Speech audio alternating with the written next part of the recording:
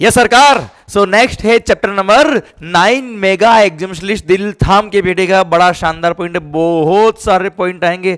Be focused here only, concentration यहां रहेगा तो ये चैप्टर के पॉइंट्स उतर जाएंगे, नहीं तो चैप्टर के पॉइंट्स गायब गायब और गायब। दिल थाम के बैठेगा। Section number 11 of the CGST act कहता है क्या, गवर्नमेंट के पास पावर है कि on the recommendation of the GST council they may notify certain goods और सर्विस और बोथ, जिनको जीएसटी से वो एग्जाम कर सकता है। और हाँ, this exemption may be partial और full, it may be conditional और अनकंडीशनल।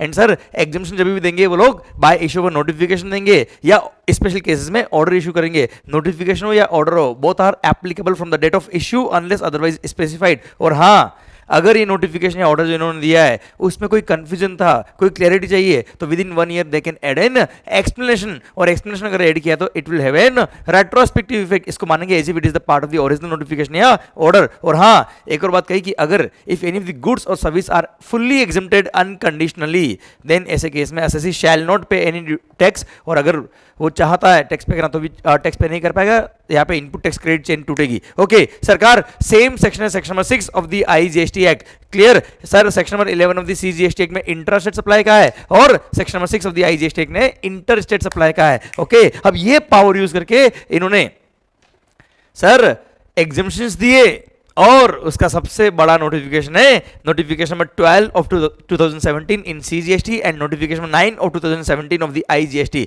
क्लियर, तो शुरू कर रहे हैं हम बात मेगा एग्जामिनेशन लिस्ट। और हाँ, आपसे एक बात शेयर कर लेता हूं कि गुड्स भी कई सारे एग्जाम्प्टेड फ्रॉम जीएसटी, पर गुड्स का टैरिफ हमारे कोर्स में नहीं आता है, सर्विसेज का टैरिफ हमारे कोर्स में आता है। Let's begin with the services. सरकार, पॉइंट ये है, सबसे पहली बात, मैंने इस पूरे चैप्टर को, मैंने इन सारे एग्जामिनेशन की लिस्ट को इंडस्ट्री वाइज क्लब कर दिया है। तो हम जिस तरह से अपने बुक में दिया है इंडस्ट्री वाइज, वैसे ही क्लब करके रिवीजन करता हूं। आपका माहौल बुक की सीक्वेंस में बात चलेगी। सर, हेल्थ केयर सर्विसेज सबसे पहले क्या है, health care related services. Okay, first, health care services provided by an authorised medical practitioner, clinical establishment और paramedics are exempt from GST. और इनके अलावा किसी और ने सर्विस दी तो टैक्स लग जाएगा। और हाँ, एम्बुलेंस सर्विस किसने भी दी हो, एम्बुलेंस सर्विस किसने भी दी हो, टैक्स एग्जम्प्ट है। अच्छा, हेल्थ केयर सर्विस में ध्यान रखिएगा सर, हेल्थ केयर सर्विसेज में हेयर ट्रांसप्लांट, कॉस्मेटिक और प्लास्टिक सर्जरी जो आप ब्यूटिफिकेशन के लिए कराते हैं वो एक कवर नहीं होता है। पर अगर यही किसी एक्सीडेंट की वजह से कराया है किसी ने या ट्रॉमा की वजह से कराया है तो ऐसे केस में वो हेल्थ केयर सर्विस के स्कोप में आ जाएगा और एग्जामिशन मिल जाएगा। और हाँ, pathology labs, independent pathology labs भी हेल्थ केयर सर्विस के स्कोप में आता है बच्चों। अच्छा, मान लो किसी हॉस्पिटल में पेशेंट के लिए रूम रेंट अलग से चार्ज किया, अगर वो एडमिट हुआ है पेशेंट, तो ऐसे केस में रूम रेंट भी हेल्थ केयर सर्विस का पार्ट बनेगा, कंपोजिट सप्लाई और टैक्स नहीं लगेगा उस पर भी। ओके सर, जो पेशेंट एडमिटेड है हॉस्पिटल में उसके लिए कैंटीन से खाना आ रहा है on the direction of the doctors, तो ऐसे केस में वो भी कंपोजिट सप्लाई का पार्ट बनेगा, हेल्थ केयर सर्विस में इसको केस स्कोप में आएगा और उस पर भी जीएसटी नहीं लगेगा। अच्छा बच्चों ध्यान रखना सर, अगर कैंटीन है हॉस्पिटल के अंदर, नॉर्मल कैंटीन है और उस नॉर्मल कैंटीन में इन पेशेंट के लिए, जो पेशेंट एडमिटेड है उसके लिए खाना जाता है, उस पर टैक्स नहीं लगता है, पर कोई दूसरे पर्सन ने वहां कैंटीन में खाना खाया तो जीएसटी लग जाएगा। और हाँ, उस हॉस्पिटल वालों ने ये कैंटीन का काम किसी को आउटसोर्स किया है तो कैटर ने जो सर्विसेज दी है हॉस्पिटल को, उस पर टैक्स लगेगा।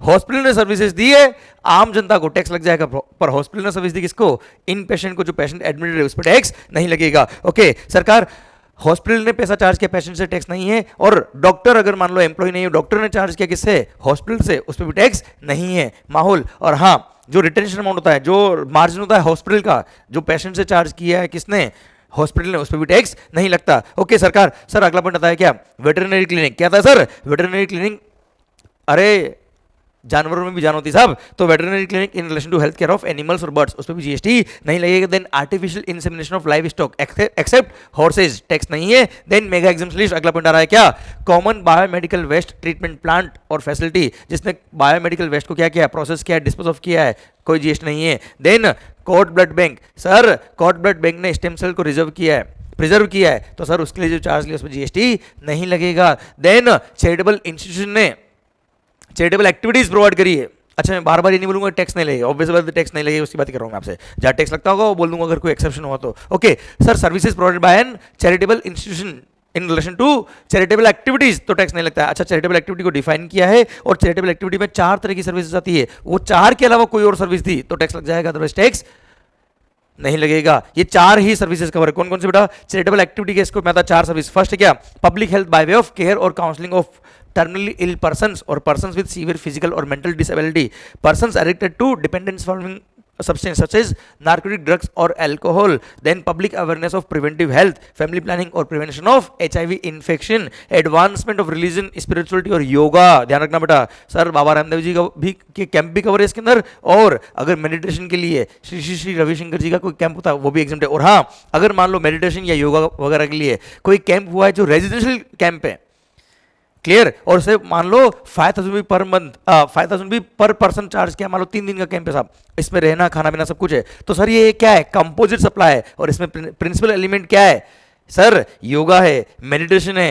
तो सर ऐसे केस में वो एडवांसमेंट ऑफ रिलीजन, स्पिरिचुअलिटी और योगा में कवर हो जाएगा और पूरे बंडल पे टैक्स नहीं लगेगा बच्चों, क्लियर। पर अगर यहाँ पे मान लो सर कंपोजिट सप्लाई है और प्रिंसिपल एलिमेंट कुछ और होता है, जैसे होटल अकोमोडेशन और साथ में वहां पे योगा भी कराते हैं, तो बात अलग होती है सर, क्लियर। ओके, माहौल प्रिंसिपल एलिमेंट कौन सा होता है कंपोजिट सप्लाई के केस में, it depends on case to case. पर हाँ, अगर मेडिटेशन का कैंप चल रहा है, योगा का कैंप है, तो ऑब्वियस बात है प्रिंसिपल एलिमेंट वही है और उस पर टैक्स नहीं लगता है। ओके सर, देन आता है क्या, एडवांसमेंट ऑफ एजुकेशनल प्रोग्राम्स और skill development relating to abandoned, orphaned और homeless children, physically or mentally abused or traumatized persons, prisoners और persons over the age of 65 years, वो भी residing in rural area। Sir rural area के sir बुढ़ों का अगर आपने skill development किया तो टैक्स नहीं है, अर्बन एरिया के बुढ़ों का स्किल वैसे भी डेवलप्ड है साहब। Okay sir, preservation of environment including watershed, forest and wild life, तो सर ऐसे केस में जीएसटी नहीं लगेगा। अगर ये काम करने के लिए चैरिटेबल इंस्टीट्यूशन ने सर किसी से चार्ज लिया तो टैक्स नहीं लगता बच्चों। ओके बच्चों, ध्यान रखना एक और बात। नेक्स्ट आता है क्या, ओल्ड एज होम। जिंदगी में ध्यान रखना सर, ये अपने घर में, ये अपने घर वालों के लिए कभी भी सर्विस काम नहीं आनी चाहिए। ओल्ड एज होम जो सर्विसेज प्रोवाइड करता है, old age home should be run by the central government, state government और चैरिटेबल इंस्टीट्यूशन। इसने रन किया है जिसमें पर मंथ पर मेंबर जो चार्जेस है वो ₹25,000 तक का है।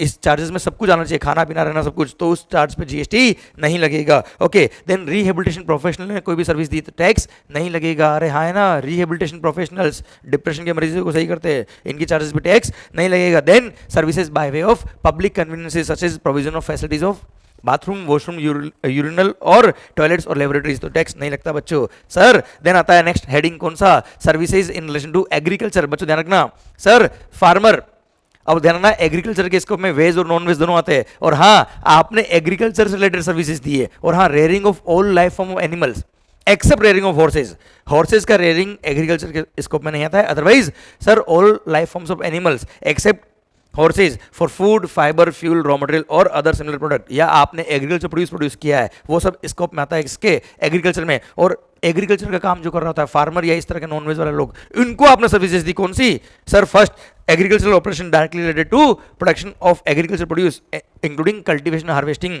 थ्रेशिंग, प्लांट प्रोटेक्शन और टेस्टिंग, टैक्स नहीं लगेगा। Then supply of farm labour, या आपने सर एग्रीकल्चर फार्म पे जाके ऐसा कोई काम किया, ऐसी कोई प्रोसेस करी जिसकी वजह से एग्रीकल्चर प्रोड्यूस का एसेंशियल कैरेक्टर चेंज नहीं होता है but make it marketable for the primary market. Then renting और लीजिंग ऑफ एग्रो मशीनरी और वैकेंट लैंड विद और without structure incidental to its use.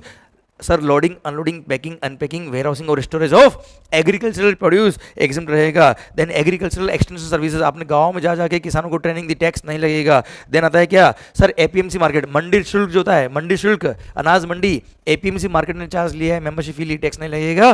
Then अगर commission agent of agriculture produce है, उसने commission charge किया, tax नहीं लगेगा। And sir fumigation कराया आपने, क्या कराया बेटा, fumigation in the warehouse of agriculture produce, तो टैक्स नहीं लगता है। ओके बच्चों ध्यान रखना, as per circular given by CBIC, rice चावल जो होता है वो एग्रीकल्चर प्रोड्यूस नहीं है, पैडी जो होता है ना रो फॉर्म, वो एग्रीकल्चर प्रोड्यूस के स्कोप में आता है। और हाँ सर टेस्टिंग भी इसके स्कोप में आता है एग्रीकल्चर ऑपरेशन के रिलेशन में। और अगर आपने एग्रीकल्चर से रिलेटेड कोई भी टेस्टिंग कराई है, भले वो सीड टेस्टिंग हो गया, सोइल टेस्टिंग हो गया, कोई इंस्पेक्शन हो गया, टेक्निकल टेस्टिंग हो गया, इन सब के चार्जेस पे लेबोरेटरी ने जो चार्ज लिया उस पर जीएसटी नहीं लगेगा। अच्छा ध्यान रखना बेटा, स्टड फार्मिंग, सिंस वहां पर हॉर्सेस का रेयरिंग होता है इसलिए टैक्स नहीं लगता।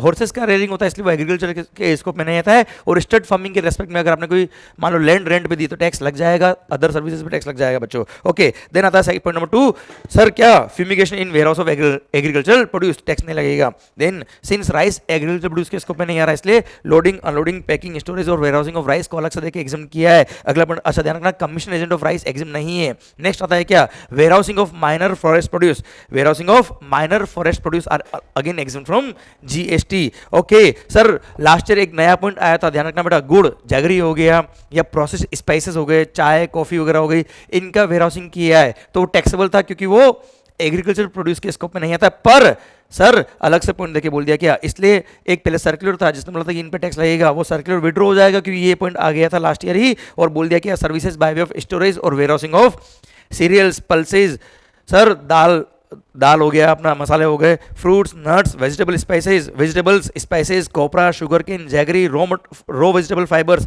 सच as cotton, flax, jute, etcetera, indigo, manufacture tobacco खाता ना मतलब sir, betel leaves, tendu leaves, coffee और टी, इन सब के वेयर हाउसिंग और स्टोरेज चार्ज पे जीएसटी नहीं लगेगा। Then intermediate production process as job work in relation to agriculture, अगर आपने एग्रीकल्चर से रिलेटेड कोई भी जॉब वर्क किया तो जीएसटी नहीं लगेगा। ओके बच्चों ध्यान रखना। Sir conversion of paddy into rice, sir dehusking of paddy to convert it into rice, sir ये इंटरमीडिएट प्रोडक्शन प्रोसेस में नहीं आता क्योंकि ये प्रोडक्शन होने के बाद की प्रोसेस है, और राइस मिलर जो होंगे उनके चार्जेस पे जीएसटी लग जाएगा। देन सर फ्रूट्स वेजिटेबल्स का pre cooling, ripening, waxing, retail packing और लेबरिंग जिसकी वजह से कोई कैरेक्टर चेंज नहीं होता, टैक्स नहीं लगेगा। देन आता है क्या services by GTA in relation to transport of goods in a goods carriage of what agriculture produce हो गया।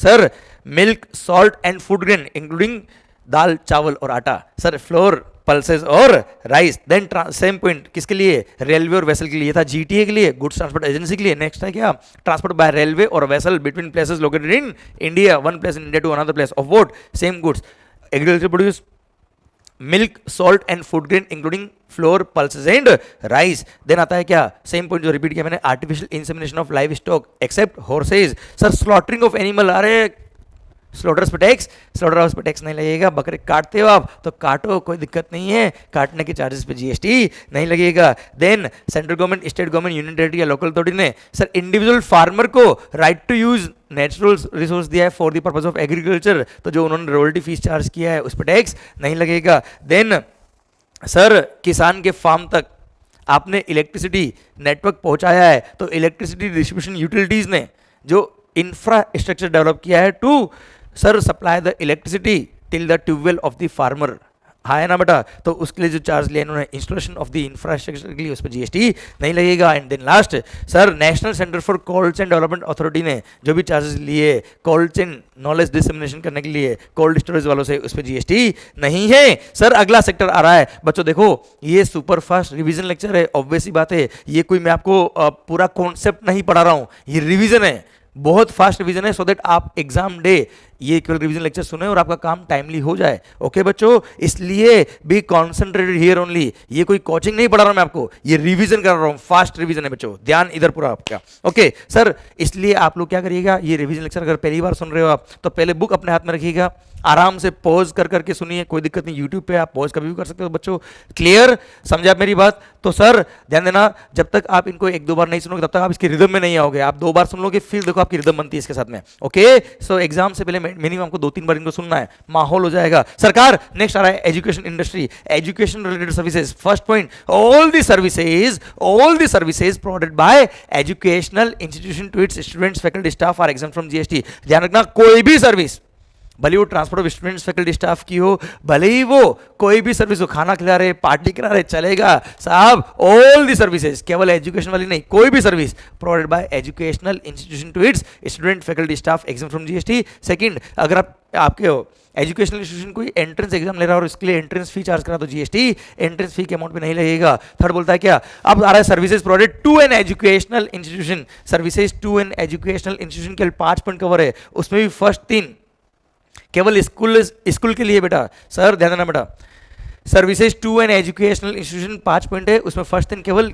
स्कूल के लिए है। सर ध्यान देना, पहले अच्छा उससे पहले मैं आपको बताता हूं कि एजुकेशनल इंस्टीट्यूशन के स्कोप में क्या कहता है। Educational institution means an institution providing services by way of sir pre school education, first point है pre school education and education up to higher secondary school और इक्विवेलेंट। देन कॉलेजेस आईसीए वगैरह रहते हैं जो ऐसा कोई डिग्री डिप्लोमा कोर्स करा रहे हैं which are recognised by law for the time being in force. And third, any approved vocational education course जो प्रोवाइड करता है वो कहता है क्या, एजुकेशनल इंस्टीट्यूशन। अब इन तीनों में जो फर्स्ट पॉइंट है ना बड़ा, pre school education and education to higher secondary school और इक्विवेलेंट, उसी के लिए 3 पॉइंट आएंगे। First, services to educational institution, कौन कौन सा, sir transport of student, faculty, staff exempt है। Then sir catering services including mid day meal scheme sponsored by the central government or state government or union territory. And third, sir cleaning, house keeping और security services पर ध्यान रखना, यहाँ पे साफ साफ लिख दिया है सिक्योरिटी क्लीनिंग और housekeeping services performed in such educational institution. अगर एजुकेशनल इंस्टीट्यूशन के प्रीमाइसेस के वहां परफॉर्म किया तो टैक्स एग्जम्प्ट है, उससे बाहर परफॉर्म किया तो टैक्स लग जाएगा। सिक्योरिटी हाउसकीपिंग और क्लीनिंग सर्विसेज के केस में, सर्विसेज प्रोवाइडेड टू स्कूल या प्री स्कूल एजुकेशन के केस में ये था 12th स्टैंडर्ड तक स्कूल कवर होता है बेटा। ओके सर, देना था क्या, services provided to educational institution, कौन सी, services relating to admission to और conduct of examination by such institution. अच्छा ध्यान रखना, एडमिशन कराने वाली सर्विस या कंडक्ट ऑफ एग्जामिनेशन से रिलेटेड कोई भी सर्विस हो गई, जैसे पेपर सेटर हो गया बेटा, पेपर बना रहे एग्जाम्स के, या एग्जाम हॉल रेंट पे लिया है तो सर, या एग्जाम कंडक्ट कराने वाली सर्विस हो गई बच्चों, तो ऐसे, या पेपर प्रिंटिंग की सर्विस हो गई एग्जाम पेपर, तो ये सब सर्विस आती है कंडक्ट ऑफ एग्जामिनेशन के रिलेशन में। और ऐसे केस में जो भी चार्जेस लिया है एजुकेशनल इंस्टीट्यूशन से उस पर टैक्स नहीं लगेगा। अब यहाँ पे एजुकेशनल इंस्टीट्यूशन कोई भी हो सकता चलेगा बेटा। और लास्ट आता है क्या सर, आपने कॉलेजेस आईसीआई वगैरह को सर्विस दी, कौन सी sir, supply of online education journal और पीरियोडिकल, तो टैक्स नहीं लगेगा बच्चों। ओके, पर ये वाला पॉइंट वोकेशनल एजुकेशन प्रोवाइड करने वालों के लिए नहीं है और स्कूल वगैरह के लिए नहीं है बेटा, कॉलेजेस आईसीआई वगैरह के लिए कवर है बच्चों, ये जो रिकॉग्नाइज्ड डिग्री प्रोवाइड करते हैं बच्चों आपको। ओके माहौल, फिर आता है सर्कुलर क्या सर, कॉलेज के अंदर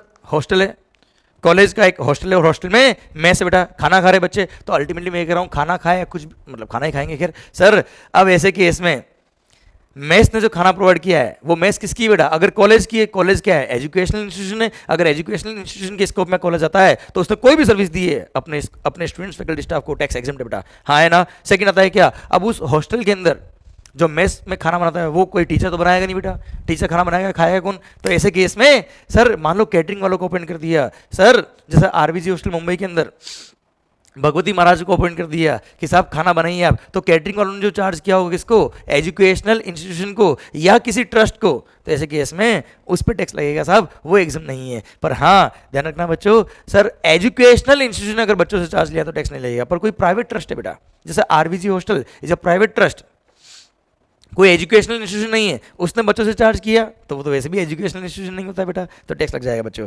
क्लियर माहौल सरकार। आइए अगला पॉइंट आता है क्या सर, सिंस अगर मान लो आप स्कूल को सर्विस दे रहे हो, स्कूल को कौन सी, transfer of student faculty staff की, तो ऐसे केस में टैक्स नहीं है। तो अगर आपने वो स्कूल बसेस किसी और से हायर पे लिया है तो जिसने आपको हायरिंग पे बस दी है उस पर भी टैक्स नहीं लगेगा। क्लियर। देना था नेक्स्ट पॉइंट किसके रिगार्डिंग, आईआईएम, आपको पता है Indian institute of management, sir ये 31 जनवरी 2018 से एजुकेशनल इंस्टीट्यूशन के स्कोप में आ गया है, इसलिए आईआईएम ने जो पढ़ाया है उसने बच्चों से जो फीस लिया उस पर भी जीएसटी नहीं लगेगा। पर ध्यान रखना आईआईएम क्या करता है, दो तरह के कोर्स होता है, एक तो शॉर्ट ड्यूरेशन कोर्स और एक और लॉन्ग ड्यूरेशन कोर्स। तो लॉन्ग ड्यूरेशन कोर्स जो करते हैं वो स्टूडेंट करते हैं और उस पर टैक्स नहीं लगेगा, पर शॉर्ट ड्यूरेशन कोर्स प्रोफेशनल्स के लिए होते हैं और ऐसे केस में वो प्रोफेशनल के स्टूडेंट नहीं होते, वो होते हैं पार्टिसिपेंट्स, उनसे जो फीस लिया उस पर जीएसटी लग जाएगा। अच्छा एक और सर्कुलर आया regarding sir director general of shipping जो सर्विसेज देता है, सर मेरीटाइम कोर्सेज प्रोवाइड करते हैं लोग, क्या प्रोवाइड करते हैं बेटा, मेरीटाइम कोर्सेज कंडक्टेड बाय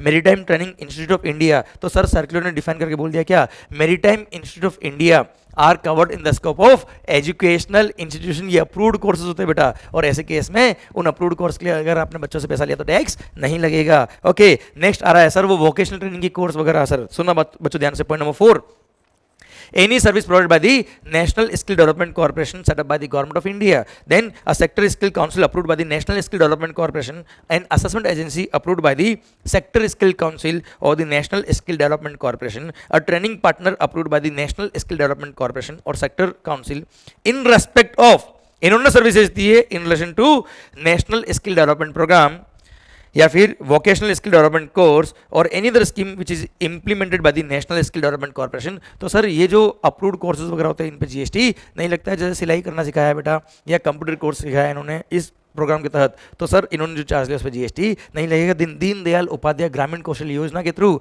अगर किसी ट्रेनिंग पार्टनर ने स्टूडेंट्स को सर्विसेज दी है तो ट्रेनिंग दी है तो उसके लिए जो फीस लिया उस पर जीएसटी नहीं लगेगा। देन असेसमेंट बॉडी अपॉइंट करी गवर्नमेंट ने जो सेंट्रली एम्पनलमेंट होता है जिनका, और उन्होंने असेसमेंट किया है कि under the skill development initiative scheme, तो असेसिंग बॉडी ने जो चार्ज किया उस पर जीएसटी नहीं लगेगा। देन कोई भी ट्रेनिंग प्रोग्राम जिसका सारा खर्चा बोन किया किसने, सेंट्रल गवर्नमेंट, स्टेट गवर्नमेंट या यूनियन टेरिटरी एडमिनिस्ट्रेशन ने, तो उस ट्रेनिंग प्रोग्राम के लिए जो भी चार्जेस बच्चों से लिया उस पर टैक्स, जो ट्रेनिंग ले रहे हैं उनसे लिया उस पर टैक्स नहीं लगेगा if that all the expenses of the training programme are borne by government. Clear. Central government, state government या यूनियन टेरिटरी। ओके सर कभी डांस सीखने गए क्या, तो सर डांस सीखने जाओगे तो टैक्स नहीं लगेगा। सर रिक्रिएशनल एक्टिविटी अगर आपने सिखाई है recreational activity in relation to arts और culture, in relation to arts और कल्चर। और एक और पॉइंट क्या है, स्पोर्ट्स। पर स्पोर्ट्स के केस में बोला क्या, स्पोर्ट्स अगर सिखाया किसने, किसी चैरिटेबल इंस्टीट्यूशन ने जो section 12 of the income tax act में कवर है, तो ही एग्जाम रहेगा, अदरवाइज एग्जाम नहीं रहेगा। बाकी डांस और आर्ट्स की क्लासेस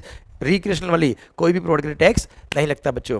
क्लियर माहौल, ये एजुकेशन वाली सारी सर्विसेज कवर होती है। अब सर आइए ध्यान से, नेक्स्ट आता है क्या, एंटरटेनमेंट और स्पोर्ट्स रिलेटेड सर्विसेज। मजा आएगा। अरे साहब कभी चिड़ियाघर गए क्या, अरे म्यूजियम गए कभी आप, सर जाइए अपने बच्चों को लेके जाइए जरूर, सर उसके एंट्री फी पे टैक्स नहीं लगता। फर्स्ट पॉइंट यही है, services by way of admission to a museum, national park, wild life sanctuary और टाइगर रिजर्व्स और zoo are exempt from GST. अच्छा services by way of admission to museum वगैरह, बेटा आप एडमिट नहीं हो गए ओए सर, एंट्री टिकट के अमाउंट पे टैक्स नहीं लगेगा। Then services by way of admission to a protected monument, sir ध्यान रखना, अगर प्रोटेक्टेड मॉन्यूमेंट जैसा आगरा ताजमहल, हाँ है ना बेटा, दिल्ली जंतर मंतर अगर वहाँ देखने गए तो उसके टिकट पे, एंट्री टिकट पे टैक्स नहीं लगेगा। देन सरकार सर्कस देखने गए, डांस देखने गए, ध्यान रखना वहाँ पे 500 रुपये पर पर्सन तक की लिमिट है बेटा, देखो ध्यान से। Next services by way of right to admission to circus, dance और थिएट्रिकल परफॉर्मेंसेज इंक्लूडिंग ड्रामा और बैले।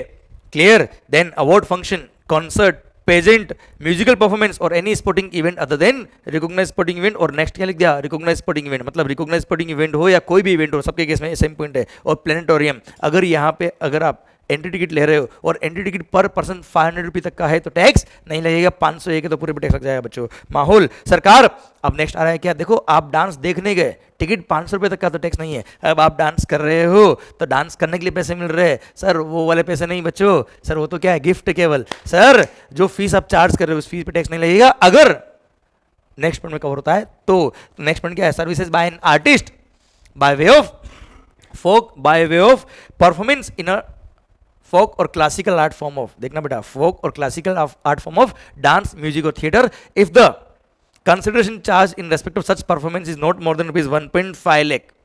क्लियर, 1,50,000 तक का पर परफॉर्मेंस अगर चार्ज है तो टैक्स नहीं लगेगा परफॉर्मिंग आर्टिस्ट के केस में बच्चों। अच्छा उसने डांस सिखाया है, देखो डांस सिखाना तो आगे कवर था, उसमें टैक्स नहीं है। ये क्या है, डांस करने के पैसे मिल रहे बच्चों, तो क्लासिकल और folk art form of dance, music और थिएटर, तो पर परफॉर्मेंस अगर 1,50,000 तक का चार्ज है तो टैक्स नहीं लगेगा। एंड ध्यान रखना यहाँ पे अगर एज ए ब्रांड एम्बेसडर उन्होंने कोई भी चार्ज ले लिया तो टैक्स लग जाएगा बच्चों। ये परफॉर्मिंग आर्टिस्ट ने डांस, म्यूजिक या थिएटर आर्ट या सॉरी फोक और क्लासिकल फॉर्म वाला किया तो टैक्स नहीं है, पर अगर इन्होंने एज अ ब्रांड एम्बेसडर कोई भी पैसा ले लिया तो टैक्स लग जाएगा। अगला पॉइंट आता है क्या, टूर ऑपरेटर अगर सर्विसेज प्रोवाइड करी टूर ऑपरेटर ने to a foreign tourist for a tour which is conducted wholly outside India, Dubai के टूरिस्ट ने मेकमाईट्रिप.com से सर सिंगापुर का टूर बुक कराया है तो टैक्स नहीं लगेगा बच्चों। देन आता है बात क्या, सर विराट कोहली आ रहा है बच्चों आगे अपने सामने, सरकार services provide to a recognised sports body, to a recognized sports body by an individual as a player, referee, umpire, coach or team manager for participation in a sporting event organized by recognized sports body। और एक recognized sports body को दूसरी recognized sports body ने services दी तो tax नहीं लगेगा। Then आ रहा है क्या, अच्छा ध्यान रखना बेटा, यहाँ पे केवल individual as a player, referee, umpire, coach, manager और टीम मैनेजर ही कवर है बेटा, कोच और टीम मैनेजर ही कवर है बच्चों। क्लियर, अगर मान लो एज ए कमेंटेटर अगर आपको कोई पैसा मिल रहा है तो टैक्स लग जाएगा। चीयर लीडर्स सर उन्होंने फीस चार्ज के लिए टैक्स लग जाएगा। माहौल सरकार देना ये क्या, sponsorship of the sporting event, sir अब ध्यान रखना following sporting events which are organised by, सुनो बच्चों ध्यान से, services by way of sir sponsorship of sporting events organised by national sports, ध्यान सुनो बच्चों, नाम याद नहीं होते इतने जल्दी पर आप सुनोगे ध्यान से तो क्लिक कर जाएगा एग्जाम में, याद करने की जरूरत नहीं, आप क्लिक करिएगा, क्लिक हो जाना चाहिए एग्जाम में। Okay, services by way of sponsorship of sporting events organized by a national sports federation or its affiliated federations where the participating teams or individuals represent any district, state, zone और country, या फिर organize किया है by association of Indian universities, inter university sports board, school games federation of India, all India sports council for the deaf, Paralympic committee of India और special olympics Bharat, और organized by Central Civil Services Cultural और Sports Board और as a part of National Games by the Indian Olympic Association और under panchayat युवा क्रीड़ा और खेल अभियान स्कीम। कीड़ा नहीं सर, क्रीड़ा मतलब खेलना। ओके सरकार इन्होंने अगर ऑर्गेनाइज किया और आपने स्पॉन्सर किया तो स्पॉन्सरशिप के अमाउंट पे जीएसटी नहीं लगेगा। Then FIFA under 17 women's world cup 2020 जो हिंदुस्तान में होने वाला है, सर जैसे आपने सुना FIFA under 17 women's world cup 2020 तो आप बोलोगे सर 2020 तो कोरोना ही खा गया, तो चिंता ना करें, ये इवेंट होने वाला है 17 फरवरी 2021 से 7 मार्च 2021 के बीच। तो इनके स्पोर्टिंग इवेंट को अगर आप देखने गए, एंट्री टिकट लिया तो टिकट का टैक्स नहीं लगेगा बच्चों, ध्यान रखना। नॉर्मली जो स्पोर्ट्स होते हैं उसके 500 रुपये पर पर्सन तक का टिकट होता है, यहाँ पे तो 1 लाख रुपए तक का टिकट हो तो भी टैक्स, मतलब कितना भी अमाउंट का टिकट हो टैक्स नहीं लगेगा। Second sir, FIFA under 17 world cup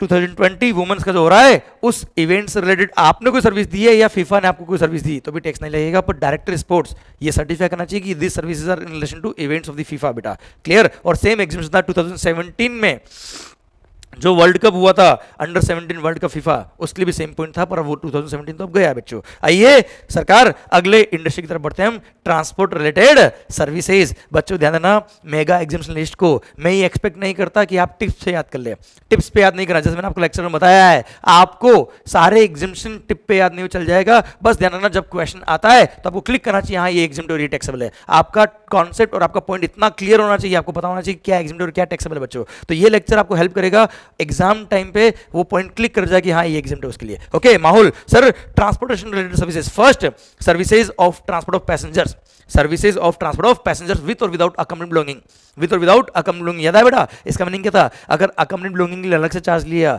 तो उसका ट्रीटमेंट भी वही होगा जो पैसेंजर टिकट के लिए होता है बेटा। Okay, services of transport of passengers with और without accompanied belonging by railway in a class other than first class और AC coach. Then sir, metro, monorail और ट्रेनवे। अच्छा, रेलवे के केस में टैक्स एग्जाम कर दिया, पर एसी कोच अगर है या फर्स्ट क्लास से टैक्स लग जाएगा। मेट्रो, मोनोरेल और ट्रेनवे टैक्स एग्जाम है। इनलैंड वाटरवे में ट्रांसफर किया टैक्स नहीं लगेगा। देन वेसल से ट्रांसपोर्ट किया between one place in India to another place in India, tax नहीं लगेगा। एंड मीटर्ड केब और auto rickshaw including e rickshaw. Sir ध्यान रखना, metered cab, cab should be metered cab, और ऑटो रिक्शा भले metered हो या नहीं हो टैक्स एग्जाम है बेटा। Sir including e rickshaw. अच्छा, ई रिक्शा का मतलब ओला ऑटो नहीं है बेटा, ई रिक्शा का मतलब क्या बच्चों?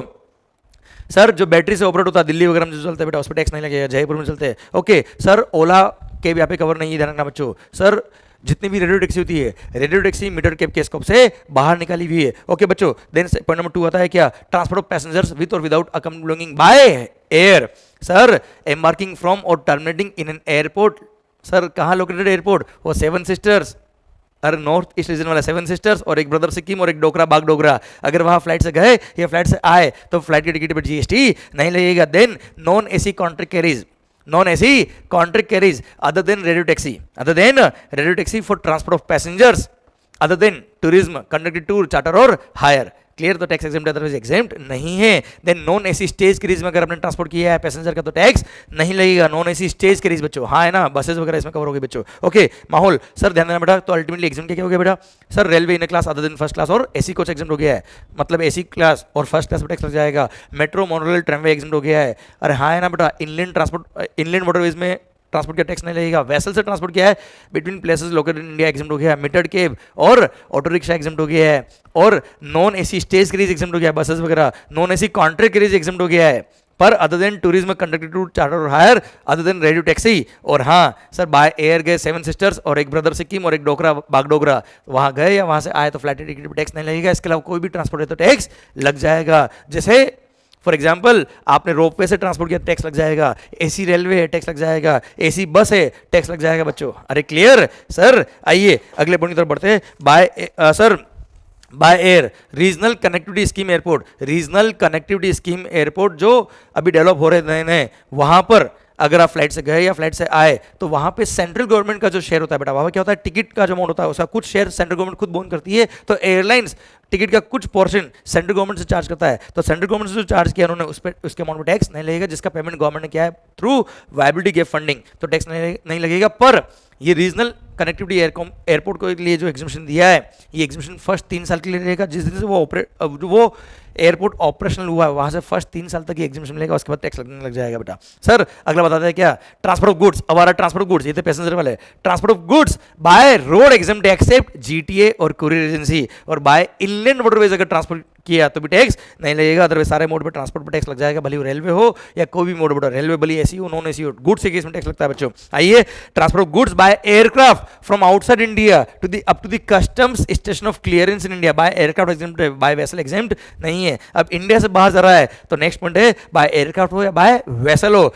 सर बाय एयरक्राफ्ट हो या बाय वेसल हो 30 सितंबर 2020 तक custom station of clearance in India से लेकर आउटसाइड इंडिया तक के फ्रेट पे जीएसटी नहीं लगेगा, बाय एयर हो या बाय वेसल हो। देन आ रहा है transport of goods bye railway और वेसल फॉलोइंग गुड्स ही एग्जाम बेटा। सर रेलवे और वेसल से फॉलोइंग गुड्स का ट्रांसपोर्ट किया है between places located in India, तो एग्जामेशन मिलेगा, नहीं तो एग्जामेशन नहीं मिलेगा। वो गुड्स कौन कौन सी है? Relief material meant for victims for of natural और man made disasters, calamities, accidents or mishaps, then defense or military equipments, newspapers or magazines registered with the registrar of newspapers, railway equipment or materials, agricultural produce, ध्यान रखना, railway equipment और material. Next जो point आने वाला GT, उसमें ये point नहीं है बेटा, बाकी सारे पॉइंट आएंगे इसमें। Sir agriculture produce, then milk, salt, food grain including flour, pulses and rice and organic manure, तो इनके ट्रांसपोर्ट पर टैक्स नहीं लगेगा बाय रेलवे और वेसल। और खास बात यही सारी गुड्स, नेक्स्ट पॉइंट है जीटीए वाला, उसमें भी कवर है, बस यहाँ पे रेलवे इक्विपमेंट और मटेरियल कवर नहीं है, बाकी सारी गुड्स कवर है, प्लस जीटी के लिए 2 पॉइंट एक्स्ट्रा है। अगर गुड्स कैरेज में जितने भी गुड्स है उन सबका फ्रेट मिला के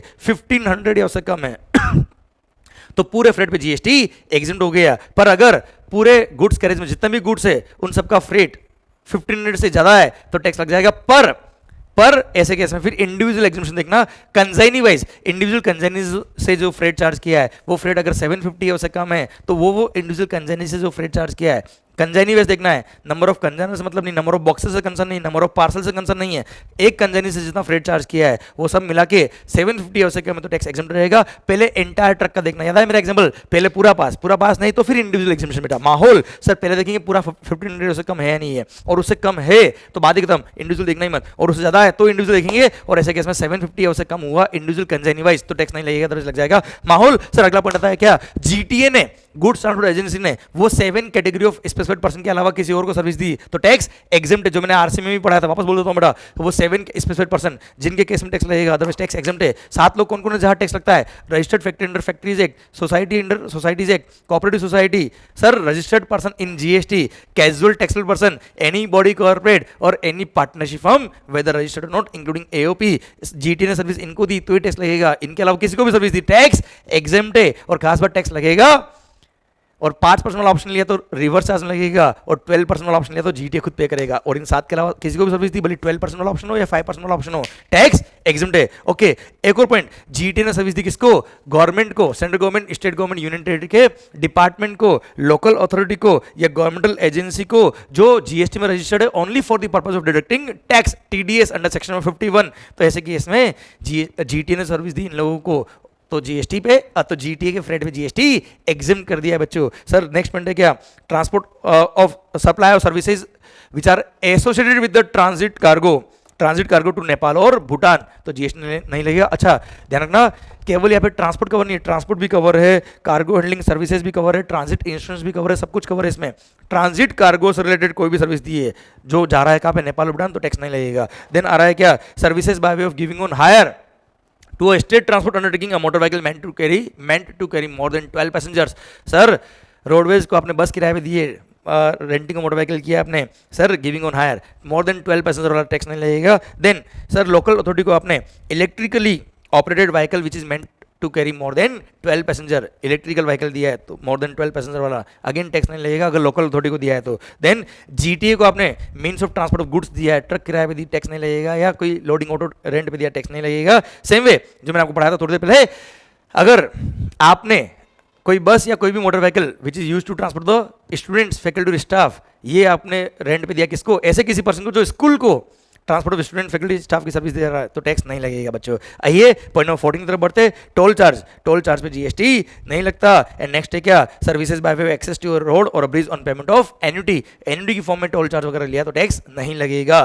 क्लियर, डन। आइए अगला पॉइंट है क्या, कंस्ट्रक्शन रिलेटेड सर्विसेज। सर अपने घर ड्रीम होम को अगर आपने बनवाया है तो अगर जिस कॉन्ट्रैक्टर से आपने बनवाया उसको अगर आपने प्योर लेबर का कॉन्ट्रैक्ट दिया है, मटेरियल इन्वॉल्व नहीं है, वो भी न्यू हाउस का कंस्ट्रक्शन बेटा, तो टैक्स नहीं लगेगा, अदरवाइज टैक्स लग जाएगा। और खास बात, रेजिडेंशियल कॉम्प्लेक्स नहीं होना चाहिए, और रेजिडेंशियल कॉम्प्लेक्स होता है क्या, जैसे more than 1 single residential unit है वो रेजिडेंशियल कॉम्प्लेक्स हो जाएगा, और रेजिडेंशियल कॉम्प्लेक्स से कंस्ट्रक्शन में टैक्स लग जाएगा। सिंगल रेजिडेंशियल हाउस है तो टैक्स नहीं लगेगा।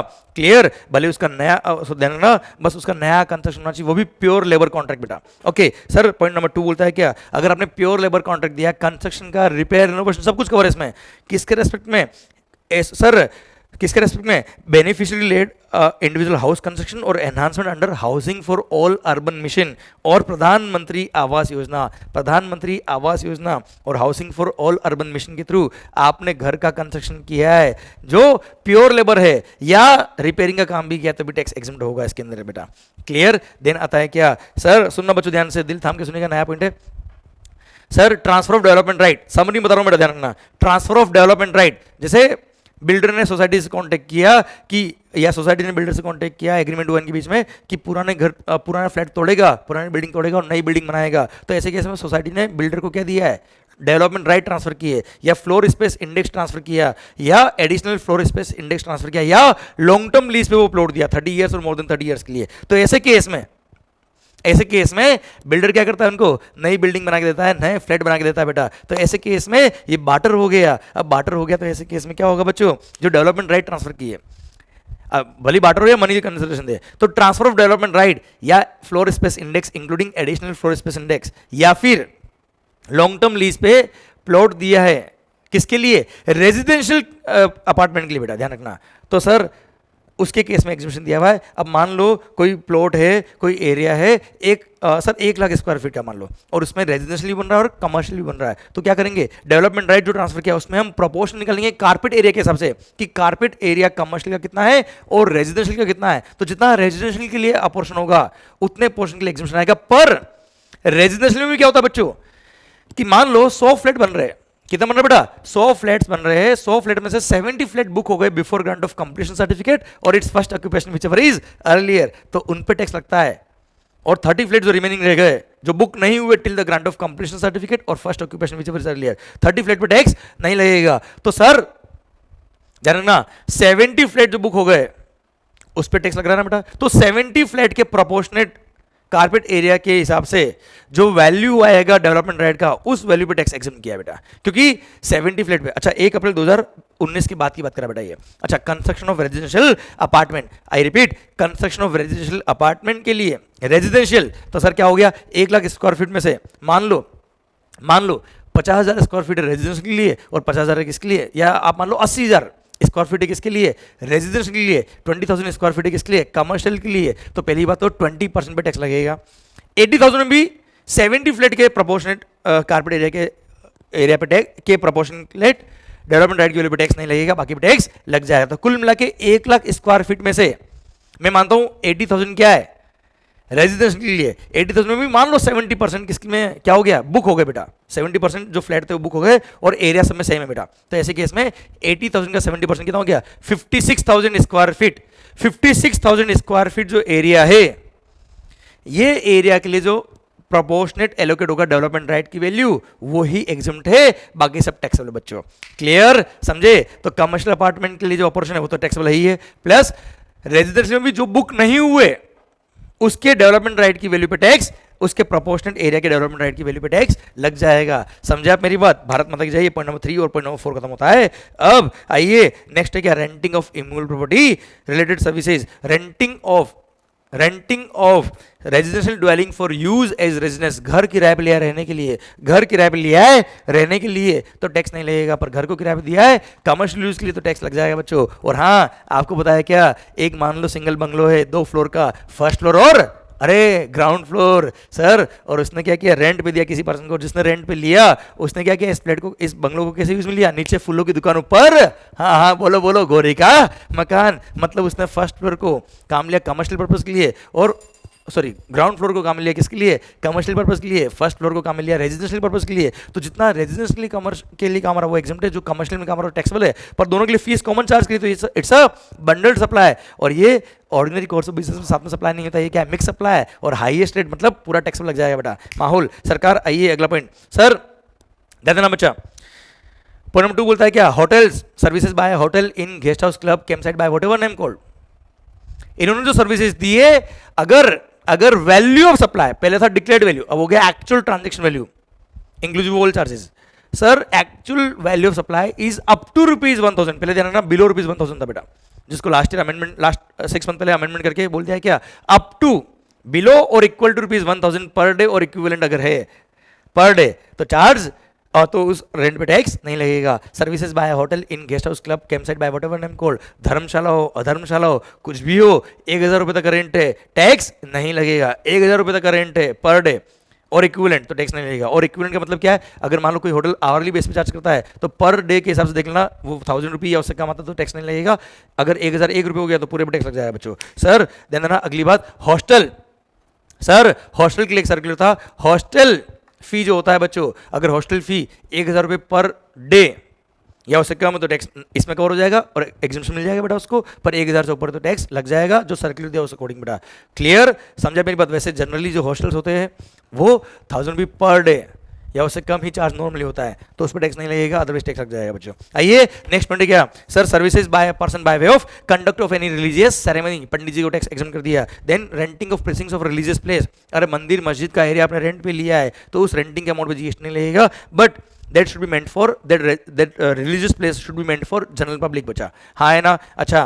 देन ना रिलीजियस प्लेस का मतलब क्या होता है, वो place which is meant primarily for conduct of prayer और worship pertaining to any religion meditation और योगा, सॉरी स्पिरिचुअलिटी बेटा। हाँ है ना, तो रिलीजियस प्लेस में कवर होगा वो, that should be meant for general public. उसको अगर आपने रेंट पे दिया है, और रेंट पे किस लिए दिया है, कोई भी काम के लिए दिया है, भले वह क्लासेस पढ़ाने के लिए रेंट पे दिया तो भी टैक्स नहीं लगेगा बेटा। क्लियर, अगला बताता है क्या, पर ध्यान रखना बेटा, ये रेंटिंग को जो एग्जाम किया है इसको मिसयूज नहीं हो जाए इसलिए यहाँ बोल दिया क्या, अगर वहां पर धर्मशाला है मान लो और धर्मशाला में रूम दिया आपने रेंट पे, तो सर 1,000 रुपये पर डे से ज़्यादा रेंट अगर हुआ तो टैक्स लग जाएगा। अच्छा यहाँ पे अमेंडमेंट नहीं किया, पर उसका हार्मोनियस इंटरप्रिटेशन यही होगा कि क्योंकि होटल में बोल दिया कि अप टू 1,000 रुपये तक एग्जाम है बेटा, तो यहाँ पे भी वो मीनिंग माना जाएगा बेटा, वो ओवरराइड कर जाएगा यहाँ पे। तो 1,000 रुपये से ऊपर अगर हुआ रेंट तो टैक्स लगेगा, अदरवाइज टैक्स नहीं लगेगा अगर रूम दिया तो। पर अगर आपने उस रिलीजियस प्लेस में कोई कम्युनिटी हॉल बना हुआ है, होता ना बेटा, सर जैसे कोई हॉल बना हुआ है वहाँ पे शादी के लिए आपने रेंट पे दे दिया उसको, या ओपन एरिया कथा वगैरह करने के लिए, किसी भी काम के लिए, sir renting of premises community halls Kalyana Mandapam और ओपन एरिया जहाँ पे 10,000 रुपये और मोर पर डे अगर चार्ज है तो टैक्स लग जाएगा। देन अगर मान लो रिलीजियस प्लेस के अंदर दुकान है, जैसे सिद्धि विनायक मंदिर आप जाएंगे तो अंदर देखना दुकान वगैरह होती है प्रसाद की और आइडल्स वगैरह जो मिलते हैं भगवान के उन सब की, तो सर वहाँ पे दुकान अगर है और दुकान रिलीजियस प्लेस ने किसी को रेंट पे दी है तो ऐसे केस में 10,000 और मोर पर मंथ अगर रेंट है तो टैक्स लगेगा, पर 10,000 से कम रेंट है तो टैक्स नहीं लगेगा। बच्चों ध्यान रखना, रूम रेंट अगर है तो 1,000 और मोर, सॉरी रूम रेंट अगर है तो मोर देन 1,000 हुआ पर डे तो टैक्स है, अप टू 1,000 टैक्स नहीं है। पर अगर कल्याण मंडपम या हॉल वगैरह है तो 10,000 रुपये और मोर पर डे टैक्स लग जाएगा, और दुकान अगर है तो अगेन 10,000 और मोर पर मंथ तो टैक्स लग जाएगा, अदरवाइज टैक्स नहीं लगेगा। ओके बच्चों, ये था point number 3। Then point number 4 आ रहा है बच्चों आपके लिए, ध्यान रखना यहाँ पे छोटा सा अमेंडमेंट हुआ नवंबर 20 के लिए, जिनके जुलाई 20 है उनके लिए बोल देता हूँ, और जिनके नवंबर 20 होगा उसके बाद बोल दूंगा, तो ये लेक्चर दोनों के लिए रिलेवेंट हो जाएगा। बच्चों पूरे मेगा एग्जाम लिस्ट में केवल एक अमेंडमेंट है नवंबर 20 के लिए, बाकी एब्सोल्युटली सेम है। सुना बच्चों ध्यान से, सर लॉन्ग टर्म लीज पे sir state government industrial development corporation, याद है एमआईडीसी का एग्जांपल, एमआईडीसी ने या जीआईडीसी ने, sir state government industrial development corporation ने या किसी ऐसी एंटिटी ने जिसमें 50% और मोर ऑनरशिप है किसका, सेंट्रल गवर्नमेंट, स्टेट गवर्नमेंट या any other body sir which is wholly owned bye central government, state government, union territory बेटा। हाँ है ना, अगर उसका होल्डिंग है 50% और मोर देन 50% गवर्नमेंट का उस एंटिटी में, तो उसने अगर लॉन्ग टर्म लीज पे प्लॉट दिया है, या MIDC state government industrial development corporation या अंडरटेकिंग ने प्लॉट लैंड जो है लॉन्ग टर्म लीज पे दिया 30 ईयर्स और मोर देन 30 ईयर्स के लिए, किसको दिया है, इंडस्ट्रियल यूनिट को दिया है। क्लियर, या फिर sir infrastructure for development of financial business के लिए लॉन्ग टर्म लीज पे दिया है, तो अपफ्रंट अमाउंट जो है जिसको सलामी, प्राइस, कॉस्ट, डेवलपमेंट चार्ज कुछ भी बोल दो बेटा, तो उस चार्ज पे जीएसटी नहीं लगेगा। I repeat, upfront amount which is called as सलामी, कॉस्ट, डेवलपमेंट चार्ज, प्राइस या वट एवर नेम कॉल्ड, वो जो अपफ्रंट अमाउंट है उस अपफ्रंट अमाउंट पे टैक्स नहीं लगेगा। अगर लॉन्ग टर्म लीज पे प्लॉट दिया है, किसने दिया है, state government industrial development corporation या अंडरटेकिंग ने, या ऐसी किसी एंटिटी ने दिया जिसमें 50% और मोर स्टेक है किसका, ऑनरशिप है किसका, central government, state government, union territory या any other entity which is wholly owned by government बेटा। हाँ है ना, तो उसने अगर इंडस्ट्रियल यूनिट को या किसी भी पर्सन को फॉर डेवलपमेंट ऑफ इंडस्ट्रीज या डेवलपमेंट ऑफ फाइनेंशियल बिजनेस के लिए लॉन्ग टर्म लीज पे प्लॉट दिया तो अपफ्रंट अमाउंट पे टैक्स नहीं लगेगा। और हाँ बच्चों ध्यान रखना, अमेंडमेंट ये हुआ है नवंबर 20 के लिए कि 50% ओनरशिप की जगह 20% कर दिया बेटा, कि सर अगर किसी एंटिटी ने जो लॉन्ग टर्म लीज पे प्लॉट दिया है वो या तो एमआईडीसी है बेटा, state government industrial development corporation है, या फिर कोई भी एंटिटी जिसमें 20% और मोर देन 20% होल्डिंग है किसका, ओनरशिप है किसका, गवर्नमेंट का, तो रेंट पे टैक्स नहीं लगेगा। जुलाई 20 के लिए 50% है, नवंबर 20 के लिए 20% ओनरशिप हो गया बच्चों। ओके, प्लस एक कंडीशन और ऐड हो गई है जो जुलाई 20 के लिए एप्लीकेबल नहीं है पर नवंबर 20 के लिए एप्लीकेबल है, पर वो कंडीशन है क्लेरिफिकेशन नेचर की कंडीशन है। अब कंडीशन क्या बेटा, कंडीशन यहाँ पे लिख दी कि ये एग्जीबिशन तभी मिलेगा अगर जिस पर्पज के लिए हमने प्लॉट आपको दिया है उस पर्पज के लिए आपने यूज किया है, प्लस स्टेट गवर्नमेंट कंसर्न जो होगी वो इसको मॉनिटर करेगी, देखेगी कि सही यूज कर रहे कि नहीं कर रहे। और हाँ, आपने अगर इसको जिस पर्पज के लिए आपको दिया है, जो ये इंडस्ट्रियल यूज है या फाइनेंशियल बिजनेस को डेवलप करने के लिए दिया है, उस पर्पज के अलावा किसी और पर्पज के लिए यूज किया है, तो हमसे टैक्स जो एग्जीबिशन दिया था वो tax plus interest plus penalty हम आपसे रिकवरी करेंगे। प्लस अगर आपने ये जो प्लॉट लीज पे लिया है इसने आपने अगर किसी और को आगे सब लीज पे दे दिया या किसी को बेच दिया आपने, तो ऐसे केस में आपके एग्रीमेंट में ये टर्म्स और कंडीशन में एक कंडीशन होनी चाहिए कि ये जो प्लॉट का हमने लॉन्ग टर्म लीज लिया है इस पे टैक्स एग्जाम था क्योंकि हमने इस पर्पस के लिए लिया था, और इस पर्पस के अलावा किसी और यूज में अगर यूज लिया तो टैक्स पे करना पड़ेगा विद इंटरेस्ट। ये आपके एग्रीमेंट में लिखा होना चाहिए जब आप बेचोगे इसको या सब लीज पे दोगे तब।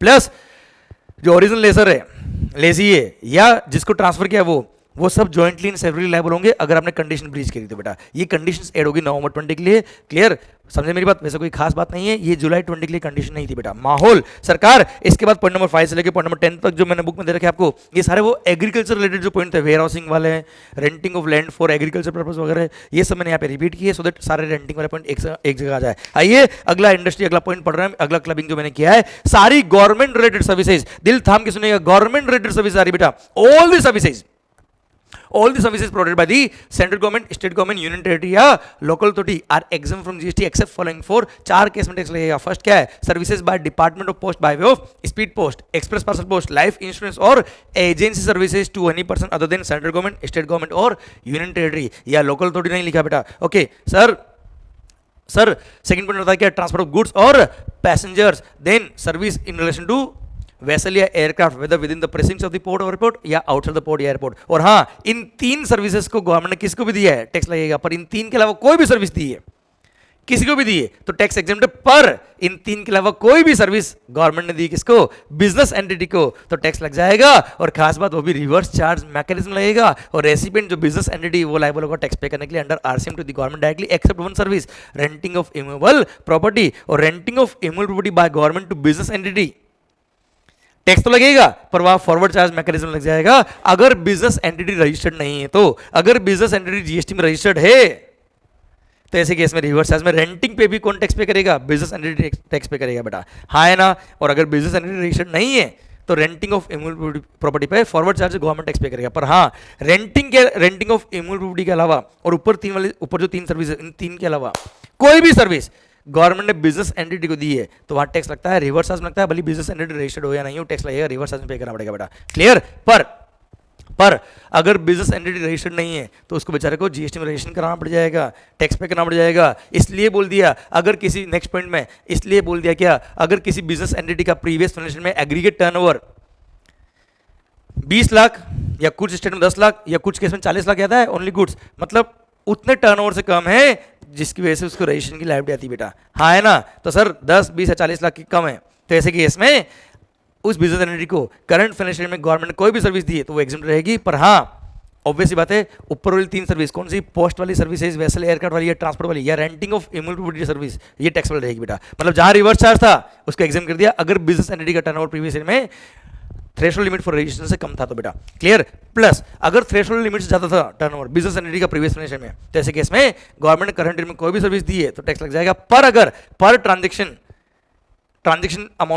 वैल्यू इज अप टू ₹5,000 तो टैक्स नहीं लगेगा। पर ट्रांजेक्शन बोल रहा हूं मैं कितना बेटा, 5,000 रुपए तक का है तो टैक्स नहीं लगता है। और अगर कंटिन्यूस सप्लाई ऑफ सर्विस है तो ऐसे कैसे पर एनम देखना 5,000 है या नहीं है। पर हाँ, ये 5,000 की लिमिट ऊपर वाली तीन सर्विस पर अप्लाई होती है। ऊपर वाली तीन सर्विस कौन सी, वो पोस्ट वाली, वेसल एयरक्राफ्ट वाली या ट्रांसपोर्ट वाली बेटा। Clear, done. Then central government, state government या यूनियन टेरिटरी या लोकल अथॉरिटी ने, central government, state government, union territory या लोकल अथॉरिटी को ही सर्विस दी तो टैक्स नहीं लगेगा। अगेन ये वाला पॉइंट ऊपर वाले 3 पॉइंट पर अप्लाई नहीं होता है। क्लियर। देन आता है क्या सर, पासपोर्ट, वीजा, अरे ड्राइविंग लाइसेंस, बर्थ सर्टिफिकेट और डेथ सर्टिफिकेट अगर गवर्नमेंट ने बनाया है, क्लियर, उसके लिए कोई चार्ज लिया बिजनेस एंटिटी से तो टैक्स नहीं लगेगा। देखो ये सारे पॉइंट जो मैं बोल रहा हूँ ये बिजनेस एंटिटी के लिए ही बेटा, क्योंकि बिजनेस एंटिटी के अलावा किसी और से चार्ज लिया है तो वैसे भी एग्जेम्प्ट है बेटा।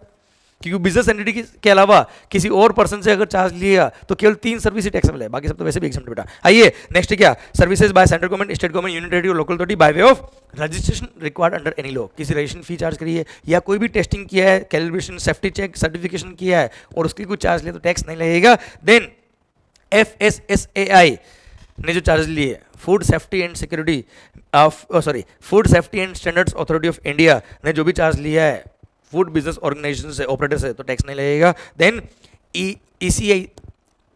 ESIC का कोई पेमेंट आपने किया है तो टैक्स नहीं लगता है। PF का अमाउंट कंट्रीब्यूट किया, टैक्स नहीं लगेगा। सेबी ने कोई भी अमाउंट चार्ज किया, टैक्स नहीं लगेगा। Coal mines provident fund organisation ने जो भी आपसे कंट्रीब्यूशन लिया है, टैक्स नहीं लगेगा। देन नेशनल पेंशन सिस्टम को आपने कोई अमाउंट कंट्रीब्यूट किया है, टैक्स नहीं लगेगा। IRDA ने इंश्योरेंस से जो भी चार्ज लिया है उस पर टैक्स नहीं लगेगा। Then national centre for cold and development authority ने कोल्ड स्टोरेज वालों से चार्ज लिया, उस पर टैक्स नहीं लगेगा। राइट टू इन्फॉर्मेशन के थ्रू आपने कोई इन्फॉर्मेशन मंगाई है, उसके लिए कोई चार्ज लिया, टैक्स नहीं लगेगा। सर आर्टिकल नंबर 243W या आर्टिकल नंबर 243G में जो काम कवर है वो अगर central government, state government, union territory या लोकल अथॉरिटी ने परफॉर्म किया है तो वैसे भी वो supply section number 7 subsection 2 clause number B में कवर होकर बोलता है क्या, these are neither supply of goods no supply of service. वो तो GST इसको में वैसे भी नहीं आता, सप्लाई में नहीं आता है। पर अगर यही काम गवर्नमेंटल अथॉरिटी ने किया है, गवर्नमेंटल अथॉरिटी ने किया है तो ऐसे केस में उस पर टैक्स लग जाएगा बच्चों। हाँ है ना, जिसमें 90% और मोर स्टेक होता है गवर्नमेंट का बेटा, हाँ है ना, क्लियर। वो बॉडी कहलाती है क्या, गवर्नमेंटल अथॉरिटी, जो बनाएगी किसके लिए, आर्टिकल नंबर 243W या 243G के काम करने के लिए बेटा।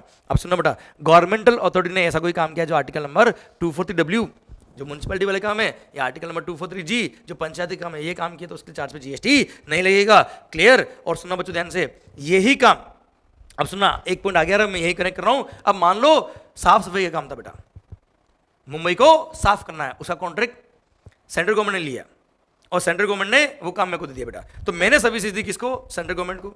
तो सर्विसेज ऐसा कोई काम जो कवर है किसमें, आर्टिकल नंबर 243W या 243G में कवर है, वो काम किसी भी पर्सन ने किया, किसके लिए, central government, state government, union territory, local authority या गवर्नमेंटल अथॉरिटी या गवर्नमेंट एंटिटी के लिए काम किया है, तो प्योर लेबर का अगर है तो एग्जेम्प्ट है, और विथ मटेरियल अगर है तो उसके अंदर मटेरियल का portion should not exceed 25% of the total amount of the contract. तो ऐसे केस में अगेन सर उस कॉन्ट्रैक्ट पे भी GST नहीं लगेगा, प्योर लेबर पूरा एग्जेम्प्ट है। विथ मटेरियल अगर तो 25% तक अमाउंट, मटेरियल से ज़्यादा मटेरियल का amount 25% of the total value of contract से एक्सीड नहीं करना चाहिए, तो एग्जेम्प्ट, अदरवाइज टैक्सेबल हो जाएगा बच्चों, क्लियर। देन आता है पॉइंट क्या, गवर्नमेंट एंटिटी ने, किसने बेटा, गवर्नमेंट एंटिटी ने कोई भी काम करने के लिए कोई भी फी चार्ज किया है, गवर्नमेंट ने गवर्नमेंट एंटिटी अपॉइंट करी है, किसके लिए, अपने किसी फंक्शन को काम पूरा करने के लिए, और अपने काम के लिए गवर्नमेंट एंटिटी ने अपनी एक बॉडी बनाई बेटा, गवर्नमेंट ने अपनी एक बॉडी बनाई जिसमें 90% और मोर स्टेक गवर्नमेंट का है बेटा, क्लियर। और उसी ने गवर्नमेंट से फीस चार्ज की इन द फॉर्म ऑफ ग्रांट, तो ऐसे केस में अगेन टैक्स नहीं लगेगा बेटा। तो services by government entity to central government, state government, union territory या लोकल अथॉरिटी या any other person which are authorised by government, clear, against consideration in the form of grant, तो sir ऐसे case में tax नहीं लगेगा। Then आता है क्या, सर कस्टम वालों ने ओवरटाइम काम किया है तो उसके लिए मर्चेंट ओवरटाइम चार्जेस अगर उन्होंने चार्ज किया तो टैक्स नहीं लगेगा। देन अगर आपने गवर्नमेंट से कोई कॉन्ट्रैक्ट लिया और काम ढंग से नहीं किया, उन्होंने कॉन्ट्रैक्ट तोड़ दिया, तो सर उसके लिए जो लिक्विडेटेड डैमेजेस चार्ज किए या कोई भी पेनल्टी या फी चार्ज के लिए टैक्स नहीं लगता है। सर पॉइंट क्या है, services by central government, state government, union territory या local authority by way of tolerating non performance of a contract for which consideration in the form of liquidated damages are charge, तो ऐसे case में tax नहीं लगता। Then sir public sector undertaking, सुना बच्चों ध्यान से, इन्होंने अगर लोन लिया है बेटा तो लोन लेने के लिए गारंटी चाहिए होता है बेटा, बैंक बोलता है गारंटर लेके आओ, और सेंट्रल गवर्नमेंट अगर गारंटी दी है तो ऐसे केस में जो गारंटी फी चार्ज किया उस पर टैक्स नहीं है। सुनो बेटा ध्यान से, services supplied by central government, state government, union territory to their undertakings और public sector undertaking by way of guaranteeing the loans taken by such undertaking और PSUs from the banking company और financial institution, तो loan को guarantee देने के लिए guarantee fee charge किया उस पर टैक्स नहीं लगेगा। देन सर इंडिविजुअल फार्मर को right to use agriculture farm दिया है, राइट टू यूज एग्रीकल्चर दिया है, हाँ है ना बच्चों, right to use natural resource दिया है, तो ऐसे केस में टैक्स नहीं लगेगा, इंडिविजुअल फार्मर बेटा ध्यान रखना। Then sir old age home 25,000 रुपये वाला, वो पॉइंट रिपीट किया मैंने यहाँ पे वापस से। देन सर 1 अप्रैल 2016 से पहले, 1 अप्रैल 2016 से पहले किसी को right to use natural resource assign हो गए थे और उसका वन टाइम अपफ्रंट चार्ज उस टाइम का पेंडिंग था जो अब जाके पे कर रहा है, वो भले पेबल इन वन इंस्टॉलमेंट था या पीरियडिकली पे करना था, तो अपफ्रंट अमाउंट जो था वन टाइम रॉयल्टीज को बोलते हैं बेटा, 1 अप्रैल 2016 से पहले जिसको right to use natural resource assign हो गए थे उसको, तो वो अब जाके पे करा तो it will remain exempt. Same way telecom company right to operate as a telecom operator या सर रेडियो फ्रीक्वेंसी जो वो यूज़ कर रहे हैं, रेडियो फ्रीक्वेंसी स्पेक्ट्रम जो यूज़ कर रहे हैं 2G 3G 4G, हाँ है ना बेटा, उसके लिए जो गवर्नमेंट को चार्ज किया है, गवर्नमेंट को चार्ज दिया है इन्होंने, उस फीस पे टैक्स लगता है। पर 1 अप्रैल 2016 से पहले, 1 अप्रैल 2016 से पहले का अगर कोई चार्जेस इस तरह का बाकी था टेलीकॉम कंपनी का, उन्होंने अब जाके गवर्नमेंट को पेमेंट किया तो उस पर tax it will remain exam, क्योंकि 1 अप्रैल 16 से पहले ये एग्जाम था वैसे भी। ओके, देन आ रहा ERCC, excess royalty collection contractor. बच्चों क्या होता है ये? सर मान लो किसी पर्टिकुलर एरिया का, सर जितने भी माइन होल्डर्स है उनसे रॉयल्टी कलेक्शन करने का कॉन्ट्रैक्ट मैंने ले लिया गवर्नमेंट से, और गवर्नमेंट को बोल दिया मैं आपको मिनिमम डेड रेंट 1 करोड़ रुपये पर एनम दे दूंगा। अब सुनना बच्चों ध्यान से, जो मैं रेंट कलेक्ट करूंगा, मतलब मैं जो रॉयल्टी कलेक्ट करूंगा माइन होल्डर से, उन रॉयल्टी के अमाउंट पर ऑलरेडी रिवर्स चार्ज मैकेनिज्म में उन माइन होल्डर ने टैक्स पे कर दिया होगा गवर्नमेंट को। तो जितने पोर्शन पे, जितनी वैल्यू पे वो टैक्स ऑलरेडी पे कर चुके हैं, उतनी वैल्यू पे ERCC के हैंड पर टैक्स नहीं लगेगा। जैसे 1 करोड़ का डेड रेंट था और 70 लाख रुपये मैंने उनसे रॉयल्टी कलेक्ट कर पाया, तो 30 लाख रुपए मेरे को अपनी जेब से पे करने पड़ेंगे। तो 70 लाख जो माइन होल्डर ने रॉयल्टी पे किया, उन पर रिवर्स चार्ज में उन्होंने टैक्स वैसे भी पे कर दिया होगा, तो रिमेनिंग 30 लाख जो है उसी मुझे टैक्स पे करना है। सेकंड, अगर मान लो मैंने डेड रेंट जो था वो 1 करोड़ था और मैंने जो रॉयल्टी कलेक्ट किया वो 1 करोड़ 50 लाख कलेक्ट कर लिया, तो गवर्नमेंट को तो मेरे को 1 करोड़ पे करना है, पर वो ऑलरेडी वो लोग रिवर्स चार्ज मैकेनिज्म में 1 करोड़ 50 लाख पे GST ऑलरेडी गवर्नमेंट को रिवर्स चार्ज में पे कर चुके हैं। तो सिंस 1 करोड़ जो रॉयल्टी मैं गवर्नमेंट को दे रहा हूँ और उसमें पूरे 1 करोड़ छोड़ो 1.5 करोड़ पे गवर्नमेंट को GST ऑलरेडी मिल गया है, तो मुझे कोई GST पे करने की जरूरत नहीं है। तो कुल मिला के जो डेड रेंट होता है बेटा, फॉर एग्जांपल 1 करोड़, सर उस पर गवर्नमेंट को GST मिलना चाहिए। अब इस 1 करोड़ में से जितने अमाउंट पे माइन होल्डर ने GST पे कर दिया रिवर्स चार्ज में, उतने पोर्शन में मेरे पे टैक्स एग्जम्प्ट हो जाएगा। अगर उन्होंने 1.5 करोड़ मैंने रॉयल्टी कलेक्ट किया, 1.5 करोड़ पे कर दिया रॉयल्टी पे GST ऑलरेडी, तो 1 करोड़ पे GST पे करने की जरूरत बिल्कुल भी नहीं मेरे को। और अगर उन्होंने 70 लाख की रॉयल्टी कलेक्ट किया था मैंने उनसे और 70 लाख पे टैक्स पे किया उन्होंने गवर्नमेंट को, तो रिमेनिंग 30 लाख पे मुझे GST पे करना पड़ेगा बेटा। Clear, done. आइए पॉइंट नंबर 27 मैं रिपीट कर दिया वापस से पॉइंट यहाँ पे बेटा, याद है MIDC का मैंने एग्जाम्पल दिया। Sir long term lease 30 years और more than 30 years, sir state government industrial development corporation या ऐसी कोई अंडरटेकिंग जिसमें 50%, ऐसी कोई एंटिटी जिसमें 50% और मोर स्टेक है गवर्नमेंट का, नॉर्मल अटेम्प्ट तो 20%, सेम पॉइंट रिपीट किया बेटा। सर आइए पॉइंट नंबर 28, सर ट्रांसमिशन और distribution of electricity bye N electricity transmission और डिस्ट्रीब्यूशन यूटिलिटी तो एग्जाम्प्ट है बेटा। Sir electricity transmission bye electricity transmission और डिस्ट्रीब्यूशन यूटिलिटी तो एग्जाम्प्ट है, अदरवाइज टैक्सेबल हो जाएगा बच्चों। क्लियर। कोई प्राइवेट है जैसे सर जनरेटर हो गया बेटा, जनरेटर के थ्रू मैं लाइट सप्लाई कर रहा हूँ, याद है मेरा मॉल का एग्जाम्पल, अरे infinity mall Malad. Clear. Sir वहाँ पे एक मैंने पूरा अपना डीजी सेट लगा रखा है और मैंने उससे लाइट सप्लाई करी इंडिविजुअल शोरूम को, तो टैक्स लग जाएगा बच्चों। अदरवाइज इलेक्ट्रिसिटी ट्रांसमिशन और डिस्ट्रीब्यूशन यूटिलिटी अगर कोई सर्विस देती है तो टैक्स नहीं लगेगा। Same way electricity distribution utilities ने अगर इंफ्रास्ट्रक्चर नेटवर्क डेवलप किया है, कहाँ तक का सर, याद है फार्मर के सर ट्यूबवेल तक का, अरे हाँ है ना, लाइट पहुँचाने के लिए, तो उसके इंफ्रास्ट्रक्चर को डेवलप करने के लिए जो नेटवर्क बिछाया इन्होंने, उसके लिए जो चार्जेस लिया उस पर GST नहीं लगेगा, ये हम ऑलरेडी पढ़ चुके थे आगे बेटा। ओके अच्छा, ध्यान रखना एक सर्कुलर था वो बोलता है क्या, अगर डिस्कॉम्स मतलब डिस्ट्रीब्यूशन कंपनीज मतलब इलेक्ट्रिसिटी डिस्ट्रीब्यूशन यूटिलिटीज ने इन सर्विसेज के अलावा कोई और सर्विस दी, जैसे डुप्लीकेट बिल इशू किया, कनेक्शन शिफ्ट किया या कोई भी चार्जेस अदर लिए, तो उस पर टैक्स लग जाएगा। केवल डिस्ट्रीब्यूशन ऑफ इलेक्ट्रिसिटी एग्जम्प्ट है और किसान के फार्म पर ट्यूबवेल जो लगी वहां तक के इलेक्ट्रिसिटी नेटवर्क को पहुंचाने तक की चार्जेस पे टैक्स नहीं लगेगा, अदरवाइज टैक्स लग जाएगा बच्चों।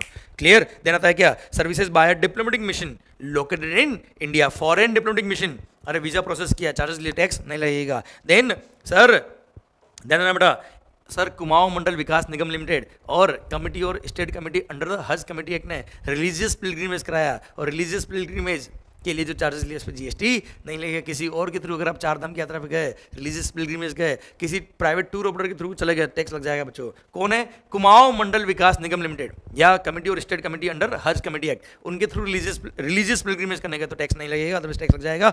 सर पॉइंट नंबर 32 33 में ऑलरेडी पढ़ा चुका हूँ बेटा, जो आर्टिकल नंबर 243W या 243G वाले काम थे बेटा। सर देने पॉइंट नंबर 34, अच्छा इसमें पॉइंट नंबर 33 में एक सर्कुलर दे रखा है, वो बोलता है क्या, एम्बुलेंस सर्विसेज।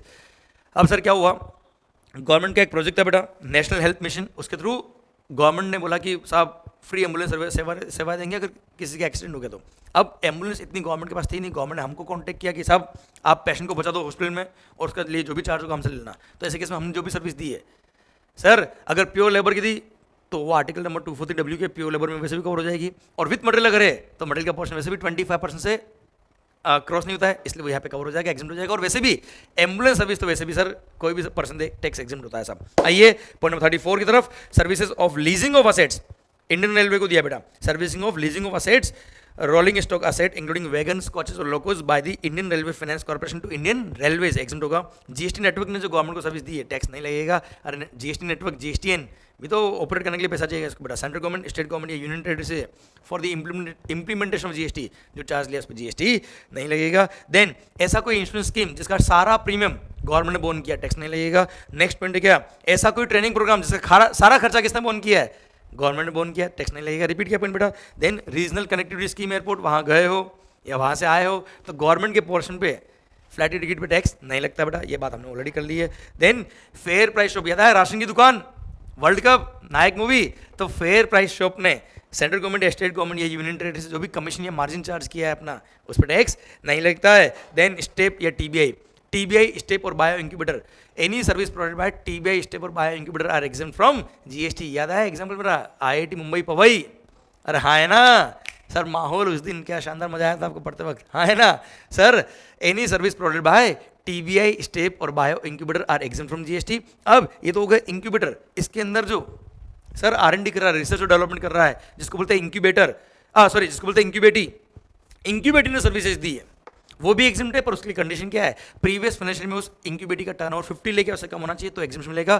पर करंट ईयर में एग्जिम्शन मिलेगा वो भी फर्स्ट 50 लेके सर्विसेज के लिए ही मिलेगा, और उससे ऊपर जाएगी तो उस पर टैक्स लग जाएगा। और ये एग्जिम्शन फर्स्ट 3 साल के लिए ही है, जब से उसने एग्रीमेंट एंटर किया है उसके फर्स्ट 3 साल तक एग्जिम्शन मिलेगा, उसके बाद टैक्स लगना चालू हो जाएगा बेटा। ये किसके लिए, इंक्यूबेटी के लिए बेटा। माहौल सरकार पॉइंट नंबर 43 रिपीट किया बेटा, पॉइंट नंबर 43 वो याद है, renting of motor vehicle, hiring of means of vehicle, clear किसको दिया है, अरे स्टेट गवर्नमेंट अंडरटेकिंग को दिया बेटा, स्टेट ट्रांसपोर्ट अंडरटेकिंग को दिया है, क्लियर लोकल अथॉरिटी को इलेक्ट्रिकली ऑपरेटेड व्हीकल दिए जिसमें मोर देन 12 पैसेंजर, रिपीट किया पॉइंट आपके लिए। ओके सरकार ध्यान रखना बेटा। अब एक और सर्कुलर बेटा, क्या सर्कुलर तो नहीं, एक एग्जाम्पल दिया मैंने आपके लिए सर। पुलिस और सिक्योरिटी सर्विसेज, जो पुलिस वाले या सिक्योरिटी एजेंसी सर्विस देते हैं किसको, किसी भी प्राइवेट कंपनी को, तो ऐसे केस में टैक्स लग जाता है बेटा। याद है security services to body corporate के केस में टैक्स लगता है, वो भी रिवर्स चार्ज मैकेनिज्म लगता है। और ये सिक्योरिटी सर्विसेज या पुलिस वालों ने किसी प्राइवेट कंपनी को कोई स्पेशल सर्विस दी, उसके लिए कोई चार्ज लिया तो वो कहीं एग्जाम नहीं बच्चा, क्लियर डन, क्योंकि वो बिजनेस एंटिटी को सर्विस दिया है। आइए सरकार अगला पॉइंट, अगला इंडस्ट्री बैंकिंग रिलेटेड सर्विसेज। आप चाहे तो बीच में पॉज करके थोड़ा शांत कर सकते हो अपने दिल को, पर हाँ मैं चालू रहूंगा sir. Banking related services, first services provided by RBI are exempt from GST, पर services provided to RBI exempt नहीं है, केवल एक एग्जम्प्ट है। Services provided by RBI exempt है, सर्विसेज प्रोवाइडेड टू आरबीआई केवल एक एग्जम्प्ट है। अगर आउट ऑफ इंडिया से आरबीआई ने सर्विसेज लिए in relation to management of foreign exchange reserves, तो बस एक ही सर्विस एग्जम्प्ट है, बाकी सब टैक्सेबल बच्चों। ओके सर देन आ रहा है क्या, अगर आपने किसी को लोन, सर अरे इंटरेस्ट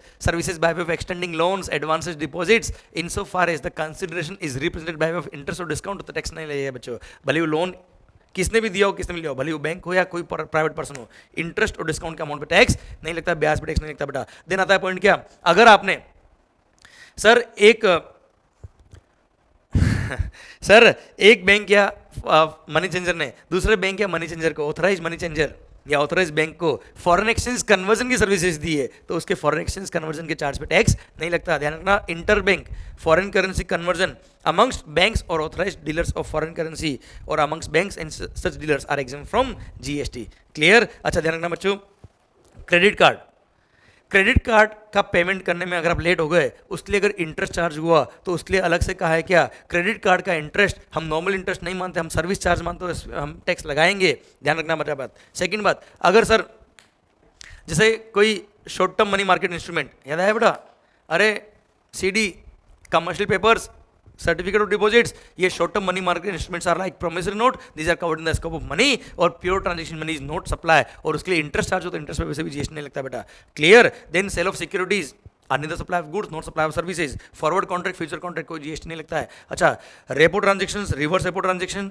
अगेन लैंडिंग बाय और टू आरबीआई बेटा, ये उसके लिए कंसिडरेशन क्या है, इंटरेस्ट पे टैक्स वैसे भी नहीं लगता बच्चों। ओके ध्यान रखना, पिनल इंटरेस्ट अगर बैंक ने चार्ज किया लोन के लिए तो अगेन इस पे भी टैक्स नहीं लगता। पर अगर किसी दुकान वाले ने कोई मोबाइल बेचा है और मोबाइल उसने ईएमआई बेस पे बेचा है, तो उसके लिए जो इंटरेस्ट चार्ज कर रहा है, ये मोबाइल को सेल करने की वैल्यू का पार्ट बन रहा है बेटा, क्योंकि सप्लायर ऑफ गुड्स या सर्विस कोई अगर इंटरेस्ट चार्ज करता है तो वैल्यू का पार्ट बनता है। और उसने अगर टाइम पे ईएमआई नहीं दिया कस्टमर ने, और penal interest over and above penal charges charge कर लिए तो वो भी वैल्यू का पार्ट बन जाएगा, क्योंकि सप्लायर अगर चार्ज करता है कस्टमर से तो हमेशा इंटरेस्ट और लेट पेमेंट फी या पेनल्टी चार्जेस हमेशा वैल्यू का पार्ट बनता है बेटा। पर अगर यहीं पर सप्लायर ने बेचा तो कस्टमर को और कस्टमर ने बजाज फाइनेंस से फाइनेंस करा दिया होता बेटा, अब सप्लायर ने मान लो 40,000 का मोबाइल बेचा और कस्टमर ने बजाज फाइनेंस से फाइनेंस करा दिया। बजाज फाइनेंस ने तो सप्लायर को 40,000 का मोबाइल था, आज के आज 40,000 दे दिए। अब बजाज फाइनेंस ने क्या किया है, लोन दिया है कस्टमर को 40,000 का बेटा। अब उसके लिए वो ईएमआई पे करेगा, उस पर इंटरेस्ट पे करेगा, वो तो लोन का इंटरेस्ट हो गया, उस पर टैक्स नहीं लगता बेटा। और उसी में अगर वो पेमेंट करने में लेट हो गया, उसने पहले इंटरेस्ट चार्ज कर लिया, पेनल्टी चार्ज कर लिए, वो भी वैल्यू का पार्ट नहीं बनेगा, उस पर भी एग्जिबिशन मिलेगा, कोई टैक्स पे करने की जरूरत नहीं है। अरे क्लियर पक्का, क्योंकि पेनल इंटरेस्ट भी इंटरेस्ट का ही पार्ट होता है बेटा। क्लियर माहौल, ये सर्कुलर था, ये भी मैंने कवर कर लिया बेटा आपके लिए। देन प्रधानमंत्री जनधन योजना के थ्रू अगर आपने basic saving bank deposit account खुलवाया है तो ऐसे केस में सर बैंकिंग कंपनी ने जो basic saving bank deposit account से कोई भी चार्जेस अगर लिए अकाउंट होल्डर से तो उस चार्ज पे टैक्स नहीं लगता। देन मर्चेंट बैंकिंग सर्विसेज, बच्चों अगर आपने कभी कार्ड से पेमेंट किया है, कार्ड स्वैप किया, तो ऐसे केस में जो बैंक चार्ज देता है एक्वायरिंग बैंक, तो ऐसे केस में एक्वायरिंग बैंक के चार्जेस पे जीएसटी लगता है। पर अगर आपने जो कार्ड को स्वैप करने का जो अमाउंट पे किया है, जो चार्जेस पे किए, सॉरी आपने शॉपिंग जो किया है, जो स्वैप किया आपने, शॉपिंग का अमाउंट, ट्रांजैक्शन का अमाउंट इज अप टू ₹2,000 पर ट्रांजैक्शन, तो सर उसके लिए जो बैंकिंग कंपनी ने सर मर्चेंट बैंकिंग चार्ज किए होंगे अकाउंट को सेटलमेंट करने के लिए, उस चार्ज पे जीएसटी नहीं लगेगा। जैसे फॉर एग्जांपल के लिए आपने मान लो लाइफ स्टाइल से कोई शॉपिंग किया और सर मैंने शॉपिंग किया, मान लो मेरे पास कार्ड था किसका, आईसीआईसी बैंक का, और उसके पास जो मशीन थी मेरा पोर्श वो था एचडीएफसी बैंक का, मैंने कार्ड स्वैप किया और 2,000 तक का शॉपिंग था मेरा बेटा, तो सर क्या होता है, एक्वायरिंग बैंक हो गया एचडीएफसी बैंक, जो सप्लायर जो लाइफस्टाइल का बैंक था एचडीएफसी जिसकी मशीन थी बेटा, मेरे पास कार्ड था किसका, आईसीआईसी बैंक का। एचडीएफसी बैंक क्या करेगा, आईसीआईसी बैंक से 2,000 रुपये लेके एचडीएफसी बैंक अपने अकाउंट में ट्रांसफर करेगा और वहां से फिर वो लाइफस्टाइल के अकाउंट में ट्रांसफर करेगा बेटा, तो ये है एक्वायरिंग बैंक। तो उसने 2,000 रुपये ट्रांसफर करने के लिए जो चार्जेस लिए होंगे उस चार्ज पे जीएसटी नहीं लगेगा। अगर ट्रांजेक्शन का अमाउंट इज अप टू ₹2,000 तो उसने चार्ज लिया होगा 1% मान लो, तो सर 2,000 रुपये तक का ट्रांजेक्शन 20 रुपये चार्ज है, उस पर टैक्स नहीं लगता बेटा।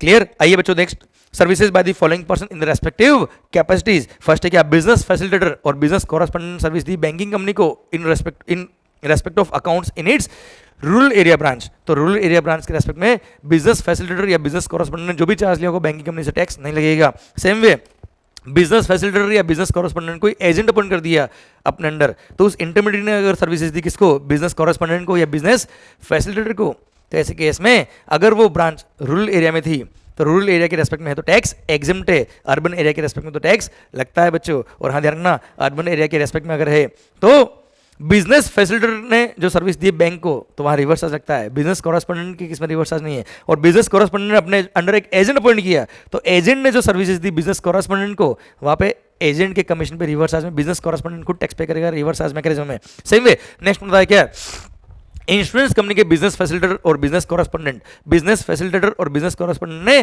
सर्विसेज दी इंश्योरेंस कंपनी को इन रूरल एरिया, तो अगेन उस पर भी जीएसटी नहीं लगता बच्चों। और हाँ एक सर्कुलर आया उसने डिफाइन कर दिया क्या, सर कस्टमर जो होते हैं बिजनेस फैसिलिटेटर या बिजनेस कॉरेस्पोंडेंट कस्टमर से कोई भी फीस नहीं लेंगे, वो सर जो भी काम करेंगे, जो भी सर्विसेज देगा वो बैंक दे रहा है थ्रू बिजनेस फैसिलिटेटर या business correspondent to the customer, और बैंक चार्ज करेगा जिससे कस्टमर से, और बिजनेस फैसिलिटेटर या बिजनेस कॉरेस्पोंडेंट चार्ज करेगा किसे, बैंक से। वो बैंक से जो चार्ज करे उस चार्ज पे टैक्स लगेगा कि नहीं लगेगा उसकी बात हमने करी बेटा। अगर रूरल एरिया में तो टैक्स नहीं लगेगा, अर्बन एरिया में तो टैक्स लग जाएगा बच्चों। सर देने क्या, इंश्योरेंस रिलेटेड सर्विसेज। सर माहौल सुनो बच्चों ध्यान से, यहाँ पे कुछ इंश्योरेंस स्कीम्स को प्रमोट करने के लिए गवर्नमेंट ने एग्जीबिशन दिया है, सुनना ध्यान से। Services of general insurance business provided under the following scheme, ध्यान रखना एग्जाम में ये क्लिक करना चाहिए, hut insurance scheme, cattle insurance under Swarna Jayanti Gram Swarozgar Yojana earlier known as integrated rural development programme, scheme for insurance of tribals, Janata personal accident policy and Grameen accident policy, group personal accident policy for self employed women, most respected self employed women. Sir agricultural pump set and failed well insurance, कुआ खोदा और कुछ भी नहीं निकला, पानी वानी कुछ भी नहीं आया, तो ऐसे केस में इंश्योरेंस कंपनी उसको सर अमाउंट रीइंबर्स करती है, इंश्योरेंस क्लेम देती है उसको, तो उसके लिए जो प्रीमियम दिया उस पर टैक्स नहीं लगता है। Then premium collected on export credit insurance, restructured weather based crop insurance scheme approved by the government of India and implemented by the Ministry of Agriculture. Then Jan Arogya बीमा पॉलिसी, प्रधानमंत्री फसल बीमा योजना, pilot scheme on seed crop insurance, central sector scheme on cattle insurance, universal health insurance scheme, राष्ट्रीय स्वास्थ्य बीमा योजना, coconut palm insurance scheme, प्रधानमंत्री सुरक्षा बीमा योजना, Nirbhaya health insurance scheme, implemented by the trust which is constituted under the provisions of National Trust for Welfare of Persons with Autism, Cerebral Palsy, Mental Retardation और Multiple Disabilities Act, और waste Bengal वालों के लिए एक और बांग्ला शस्य बीमा योजना जो सर वेस्ट बंगाल गवर्नमेंट ने दिया है to the farmers specially for kharif season of crop. तो सर इस प्रीमियम के लिए जीएसटी एग्जिम कर दिया, इस इंश्योरेंस में जो भी प्रीमियम आपने पे करा उस पर जीएसटी नहीं लगेगा बेटा। देन अब आ रहा है क्या, लाइफ इंश्योरेंस बिजनेस। बच्चों ध्यान रखना, ये फास्ट रिवीजन बैच है, ध्यान से सुनना, बी कॉन्सेंट्रेटेड बेटा। एक बार अपने पास बुक रखना, पॉज करते करते सुनते रहना और उसके बाद एकदम बन जाएगी आपकी फास्ट, एकदम माहौल एकदम जबरदस्त होना चाहिए। Sir services of life insurance business provided under the following scheme. First क्या है, जनरल बीमा योजना, देन आम Aadmi Bima Yojana, life micro insurance product as approved by IRDA having maximum amount of life insurance coverage of ₹2 lakh. Life insurance coverage 2 lakh का होना चाहिए बेटा, मतलब प्रीमियम तो बहुत कम होगा बेटा इसका, तो प्रीमियम के अमाउंट पे जीएसटी नहीं लगता बेटा। देन वरिष्ठ पेंशन बीमा योजना, प्रधानमंत्री जीवन ज्योति बीमा योजना, प्रधानमंत्री जनधन योजना, प्रधानमंत्री वयावंदन योजना। देन आ रहा है क्या सर, ऐसा कोई इंश्योरेंस स्कीम जिसका सारा प्रीमियम किसने पे किया है, सेंट्रल गवर्नमेंट, स्टेट गवर्नमेंट या यूनियन टेरिटरी ने। देन ये सारी स्कीम जो मैंने आपको ऊपर बोली, सारी जितने पॉइंट बोले उन सबका री इंश्योरेंस अगर किसने किया है तो वो भी एग्जिम्ट हो जाएगा। देन आता है क्या, अटल पेंशन योजना के थ्रू अगर आपने कोई कॉन्ट्रीब्यूशन दिया तो टैक्स नहीं लगेगा, या एनी कोई pension scheme which run by state government, any pension scheme of state government में कोई भी कलेक्शन या कॉन्ट्रीब्यूशन या टैक्स नहीं लगेगा। Then services of life insurance business provided by way of annuity under the national pension System regulated by the Pension Fund Regulatory and Development Authority of India under the Pension Fund Regulatory and Development Authority Act। Sir कुल मिला के life insurance business provide किया है by way of annuity under the national pension system. Okay, then army, navy और air force वालों के लिए life insurance business provided और agreed to provided by the army, naval and air force group insurance fund. Then आ रहा है life insurance same way, किसके लिए, naval group insurance fund to the coast guard, again tax नहीं लगेगा। Then आ रहा है क्या, central armed police forces. Sir देखो आर्मी, नेवी और एयरफोर्स कवर हो गया ऊपर बेटा, then coast guard next point में कवर हो गए। देन अब आ गए क्या, सेंट्रल आर्म्ड पुलिस फोर्सेज भी इसमें आ गई बेटा। Sir services of life insurance provided और agreed to be provided by the central armed police forces group insurance fund to their members under the group insurance scheme of the concerned central armed police forces. Okay, then आ रहा है क्या, सारे तीनों point repeat किए, ESIC का amount contribute किया, exempt है, IRDO को पैसा दिया, एग्जिम्ट है। एंड देन बिजनेस फैसिलिटेटर और बिजनेस कॉरेस्पोंडेंट ने इंश्योरेंस कंपनी को रूरल एरिया में सर्विस दी, टैक्स एग्जिम्ट रहेगा बेटा। क्लियर, ये इंडस्ट्री स्पेसिफिक सारे पॉइंट खत्म होते हैं।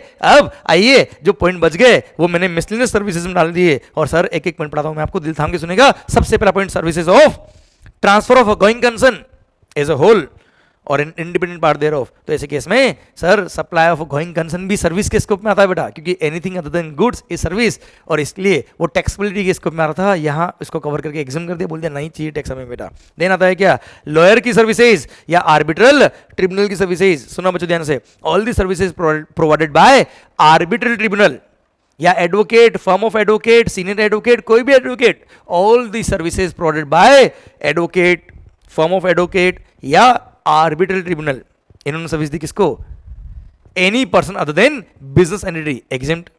इन्होंने सर्विस दी किसको, बिजनेस एंटिटी को जिसका प्रीवियस फाइनेंशियल में aggregate turnover threshold limit for registration से ज्यादा था तो ही टैक्स लगेगा, अदरवाइज टैक्स एग्जिम्ट हो जाएगा बेटा।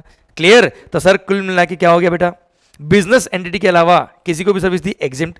बिजनेस एंटिटी को सर्विस दी जिसका turnover up to the threshold limit था प्रीवियस फाइनेंशियल ईयर में, थ्रेशोल्ड लिमिट फॉर रजिस्ट्रेशन, तो अगेन एग्जिम्ट। तो कुल मिला के बचा गया बेटा, लॉयर हो सर, फर्म ऑफ एडवोकेट हो या आर्बिट्रल ट्रिब्यूनल हो, इन्होंने सर्विस दी किसको, बिजनेस एंटिटी को जिसका प्रीवियस फाइनेंशियल में aggregate turnover threshold limit for registration से ज्यादा था तो ही टैक्स लगेगा, और खास बात वो भी रिवर्स चार्ज मैकेनिज्म लगेगा, और recipient that is business entity shall be liable to pay GST to the government directly.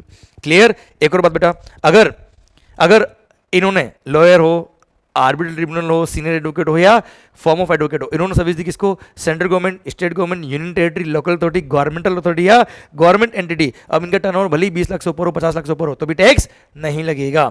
Advocate की सर्विस के केस में रिवर्स चार्ज पे करने की जरूरत नहीं, इनको कोई टैक्स पे करने की जरूरत नहीं गवर्नमेंट को बेटा।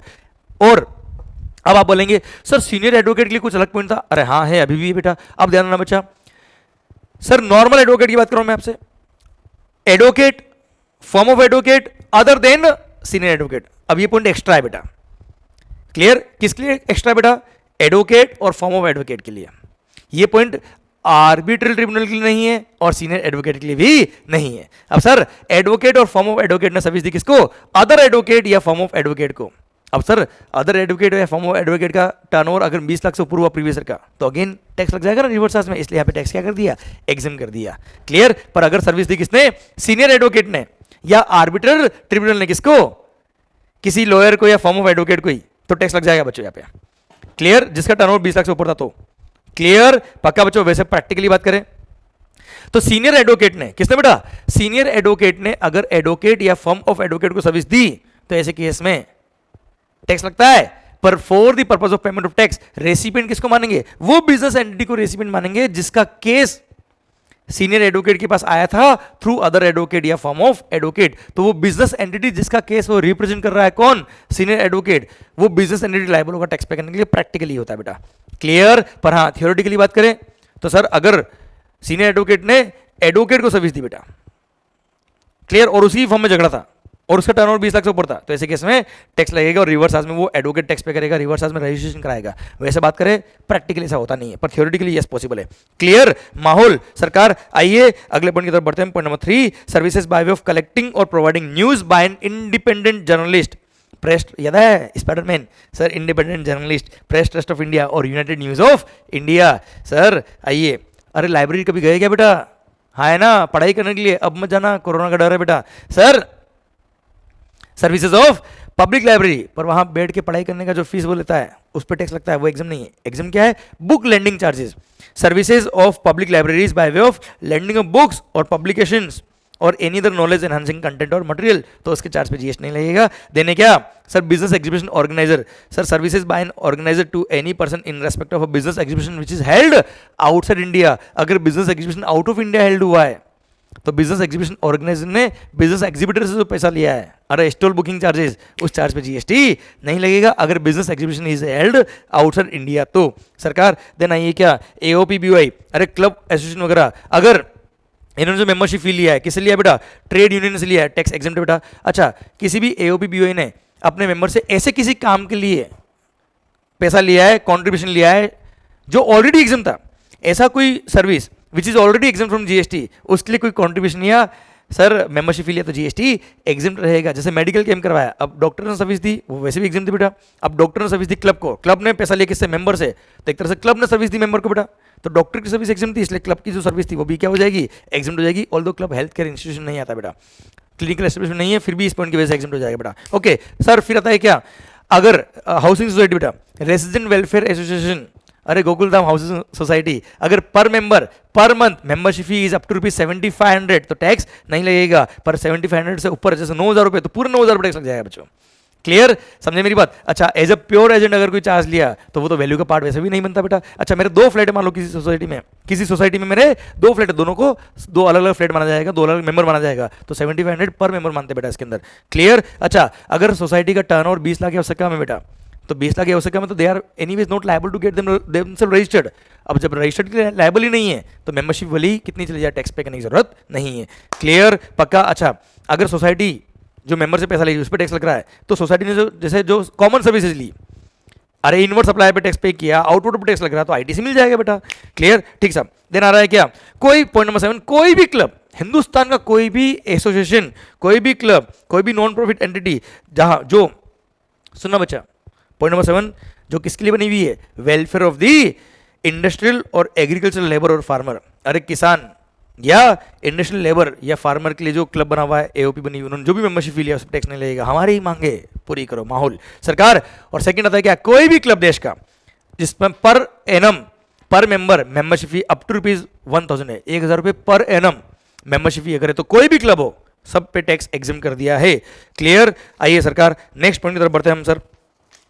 सर पॉइंट नंबर 8 पे आ गए अब हम इंपोर्ट ऑफ सर्विसेज के रिगार्डिंग है बेटा. Services received from a provider of service located in non taxable territory. नॉन टैक्सेबल टेरिटरी वाले से सर्विसेज रिसीव करी इंडिया में किसने?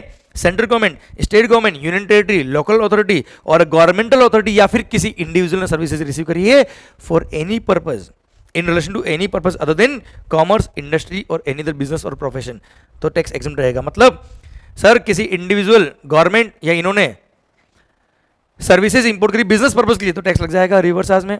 पर अगर बिजनेस के अलावा किसी और पर्पस के लिए सर्विसेज इंपोर्ट करी है पर्सनल यूज के लिए, जैसे आपने सर अपना बंगलो डिजाइन किया, बंगलो पर्सनल यूज के लिए बेटा, और उसके लिए इंटीरियर डेकोरेटर इटली से अपॉइंट करी, तो इटली वाले ने जो चार्ज किया इंटीरियर डेकोरेशन के लिए उस पर टैक्स नहीं लगेगा. पर अगर आपने ऑफिस बनवाया तो सर इंटीरियर डेकोरेटर ने जो चार्ज किया उस पर टैक्स लग जाएगा. सेम वे गवर्नमेंट के लिए पॉइंट है. सेम वे अगर किसी चैरिटेबल इंस्टीट्यूशन ने आउट ऑफ इंडिया से किसी पर्सन से सर्विस ली है to provide the charitable activities तो अगेन उसके चार्ज पे जीएसटी नहीं लगेगा. जैसे रूरल एरिया के बुड्ढों का स्किल डेवलपमेंट करने के लिए अगर आउट ऑफ इंडिया से किसी पर्सन की सर्विस ली इन्होंने तो टैक्स नहीं लगेगा बेटा. Clear sir? जो भी मैं बोलता हूँ मजाक मस्ती के लिए बोलता हूँ, बाकी रेस्पेक्ट पूरा करना चाहिए बेटा अपने को.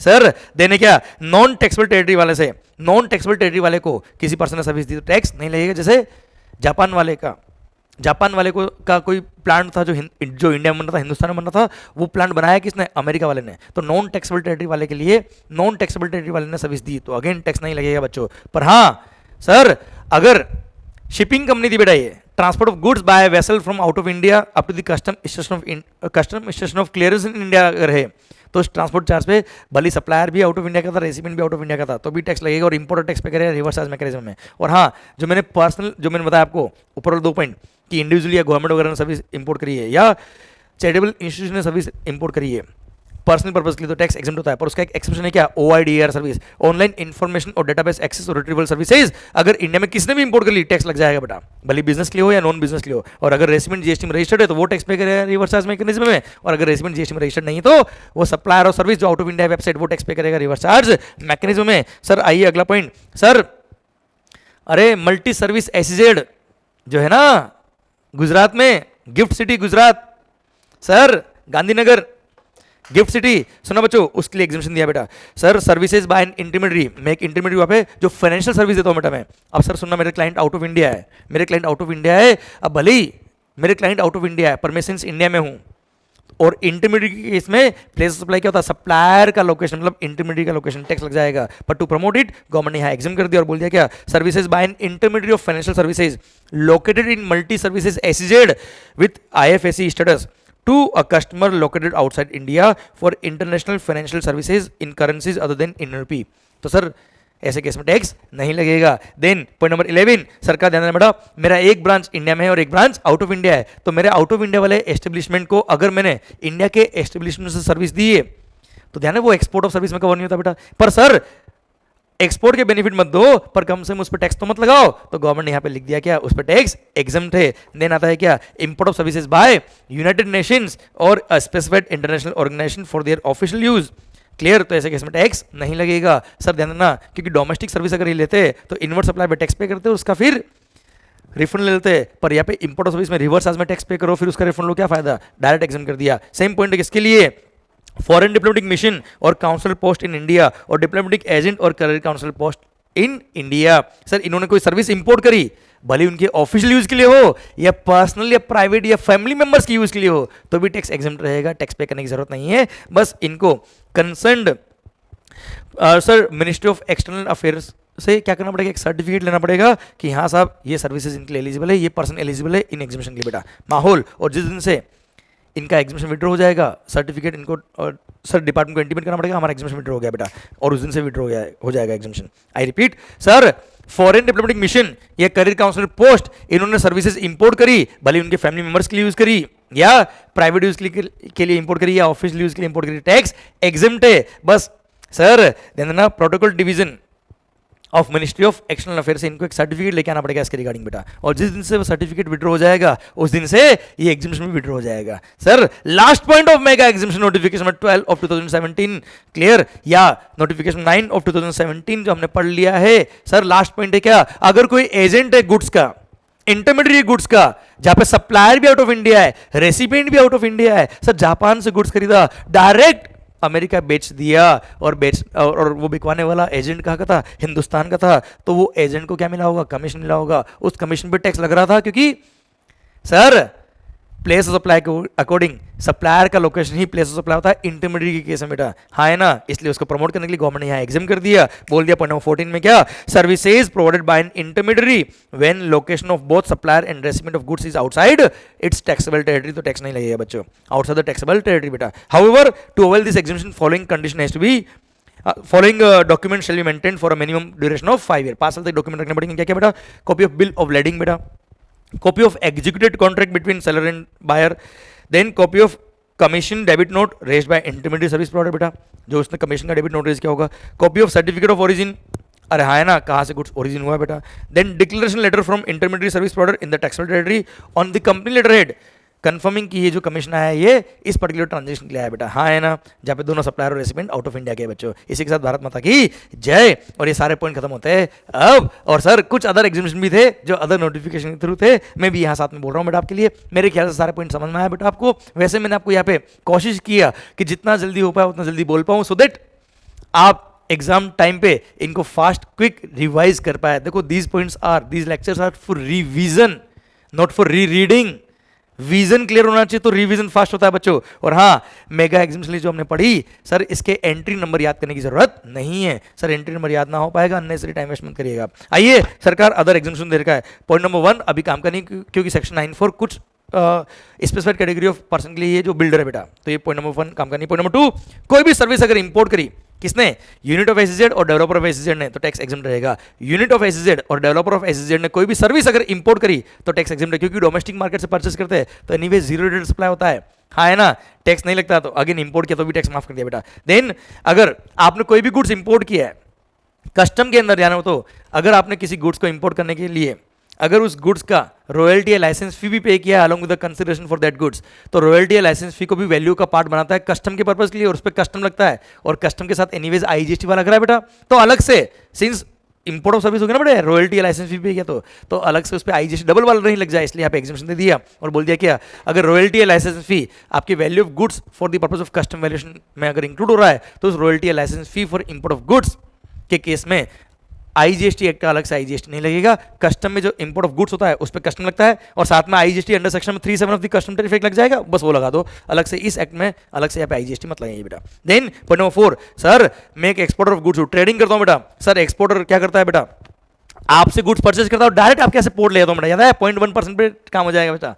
सुनना बच्चों ध्यान से, सर मेरे को बोल दिया कि अगर मैं चाहूँ तो कंसेशन रेट पे गुड्स परचेज कर सकता हूं, पर कंडीशन क्या है, आपके यहाँ से परचेज करूंगा, डायरेक्ट पोर्ट ले जाऊंगा और वहां से एक्सपोर्ट होना चाहिए बेटा विद इन 90 डेज।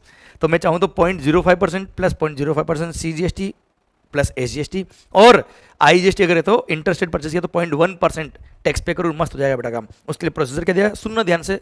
सर पहली बात तो सप्लायर, मैंने मान लो गुजरात से माल खरीदा, मैं मुंबई में हूँ और मुंबई पोर्ट से डायरेक्ट क्या होता है एक्सपोर्ट, गुजरात से मुंबई मैंने गुड्स परचेज किया तो गुजरात का सप्लायर और मैं दोनों क्या होना चाहिए, जीएसटी में रजिस्टर्ड होना चाहिए। Second thing, tax invoice issue करेगा। थर्ड थिंग, मेरे को गुड्स परचेज करना है तो परचेज करने से पहले परचेज ऑर्डर में इशू करूंगा, उसका एक कॉपी उस गुजरात के ज्यूरिसडिक्शनल जीएसटी ऑफिसर को भी दी जाएगी और सप्लायर को भी दी जाएगी बेटा। प्लस मैं जो गुड्स परचेज कर रहा है ये कम्युनिटी एक्सचेंज बोर्ड या एक्सपोर्ट प्रमोशन काउंसिल से रजिस्टर्ड होना चाहिए बेटा। अब मैं जब परचेज करूंगा सर, वो मेरे बिल पे क्या लगाएगा, केवल 0.1% आईजीएसटी लगाएगा, और अगर मेरे स्टेट में होता तो 0.05% सीजीएसटी, 0.05% एसजीएसटी, क्लियर, वो बिल पे लगाएगा। और उसका जो टैक्स इनवॉइस नंबर है प्लस उसका जो जीएसटी नंबर सप्लायर का, वो मैं जब एक्सपोर्ट करूंगा तो बिल ऑफ एक्सपोर्ट या शिपिंग बिल फाइल करूंगा बेटा मैं, उसमें उसका जीएसटी नंबर सप्लायर का प्लस उसका इनवॉइस नंबर भी रेफर करूंगा बेटा उसके अंदर में।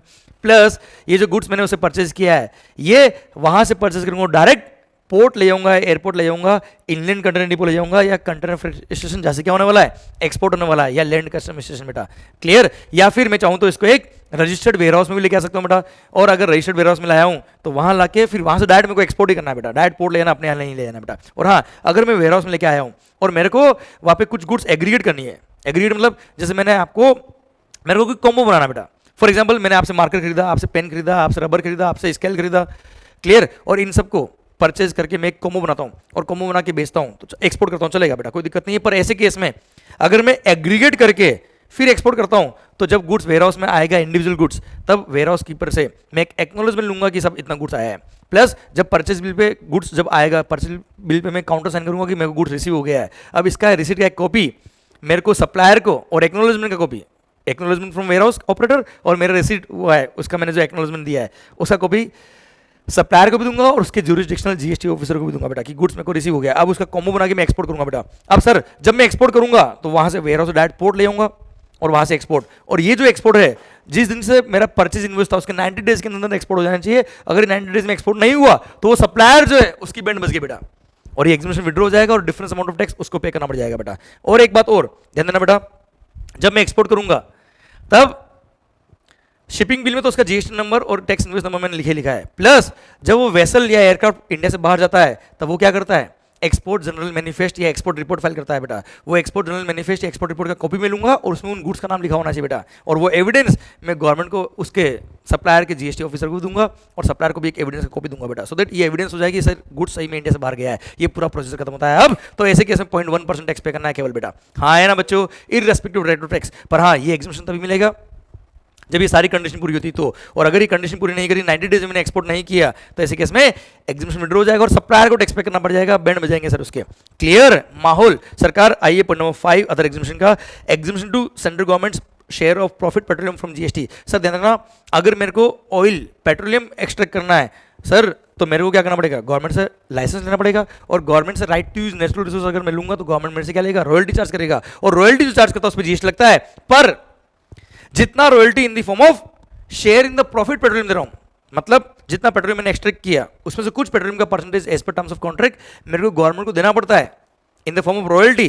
तो जितना रॉयल्टी में पे कर रहा हूं in the form of petroleum उसको बोलते हैं प्रॉफिट पेट्रोलियम, उस पेट्रोलियम के पोर्शन वाले अमाउंट पर जीएसटी एग्जिम कर दिया। मतलब रॉयल्टी तो मान लो फॉर एग्जाम्पल फिगर में अगर डाल दे 10 करोड़, 10 करोड़ में से 4 करोड़ पोर्शन हो गया किसका, पेट्रोलियम जो मैं दे रहा हूं गवर्नमेंट को बेटा, प्रॉफिट पेट्रोलियम जिसको बोलते हैं, तो 4 करोड़ के अमाउंट पे जीएसटी एग्जिम हो गया, 6 करोड़ पे टैक्स पे करना पड़ेगा। एंड लास्ट पॉइंट जो सर्कुलर है केवल एक, Asian development bank and international finance corporation, sir इनके अलग से एक्ट बने हुए हैं। एशियन डेवलपमेंट बैंक 1966 बना हुआ है और international finance corporation act 1950 act बना हुआ है। यहां पे लिखा है, किसी भी एक्ट में कुछ भी लिखा कोई कंसर्न नहीं है, जो भी सर्विसेज इंटरनेशनल फाइनेंस कॉर्पोरेशन या एशियन डेवलपमेंट बैंक ने दी है इन सारी सर्विस पे टैक्स नहीं लगेगा। पर हाँ ध्यान रखना, ये एग्जीबिशन जो है वो केवल, ये जो एक्ट है ये केवल services by Asian development bank या इंटरनेशनल फाइनेंस कॉर्पोरेशन के लिए, इनकी कोई और एंटिटी बनी हुई है या इनके बिहाफ पे कोई और काम कर रहा है, उस एंटिटी ने कोई सर्विस दी तो अगर वो टैक्स तो टैक्स लग जाएगा बेटा। क्लियर, इंटरनेशनल फाइनेंस कॉर्पोरेशन या एशियन डेवलपमेंट बैंक इन्होंने खुद ने सर्विस दी तो टैक्स नहीं लगता है, किसी और ने दी तो टैक्स लग जाएगा बेटा। भारत माता की जय। और जितने भी एग्जाम्पशन ने पढ़ा है, सीजीएसटी हो, एसजीएसटी हो या आईजीएसटी हो, सबसे एग्जम्प्ट है। और इसी के साथ चैप्टर नंबर 9 पूरा खत्म होता है। अब मेगा एग्जीबिशन लिस्ट, सारे एग्जीबिशन खत्म होते हैं। अब बच्चों मैंने जब लेक्चर पढ़ाया था आपको तब मैंने एक बात कही थी आपसे कि प्लीज कोशिश करना कि इन सारे पॉइंट को मगअप नहीं करे बेटा, हर इंडिविजुअल पॉइंट को आपको समझना है। एग्जाम में ये नहीं आएगा write down 50 point of mega exhibition if any, 50 mark की क्वेश्चन ले खत्म, ऐसा नहीं आएगा। एग्जाम में क्वेश्चन आएंगे कि बताओ ये ट्रांजेक्शन टैक्स है या नहीं बेटा, और आपको वहां क्लिक होना चाहिए कि हाँ ये एग्जाम है टैक्स वाले, एग्जाम है टैक्स वाले बेटा। क्लियर, तो आपको ये पूरा लिस्ट मगअप करने की जरूरत नहीं है, जिस तरह से अभी मैंने बोला उस तरह से आपको याद करने की जरूरत नहीं है, पर आपको हर इंडिविजुअल पॉइंट क्लिक करना चाहिए। इसलिए 2-3 बार रिवीजन लेक्चर देखोगे तो आपको क्लिक हो जाएगा। इसी के साथ भारत माता की जय। पढ़ते रहिए क्योंकि पढ़ना बहुत जरूरी है, क्योंकि पढ़ेगा इंडिया तभी तो बढ़ेगा India. Thank you so much, all the best, stay safe, stay healthy, stay happy, love you all, thank you so much. Bharat माता की जय। Thank you sir.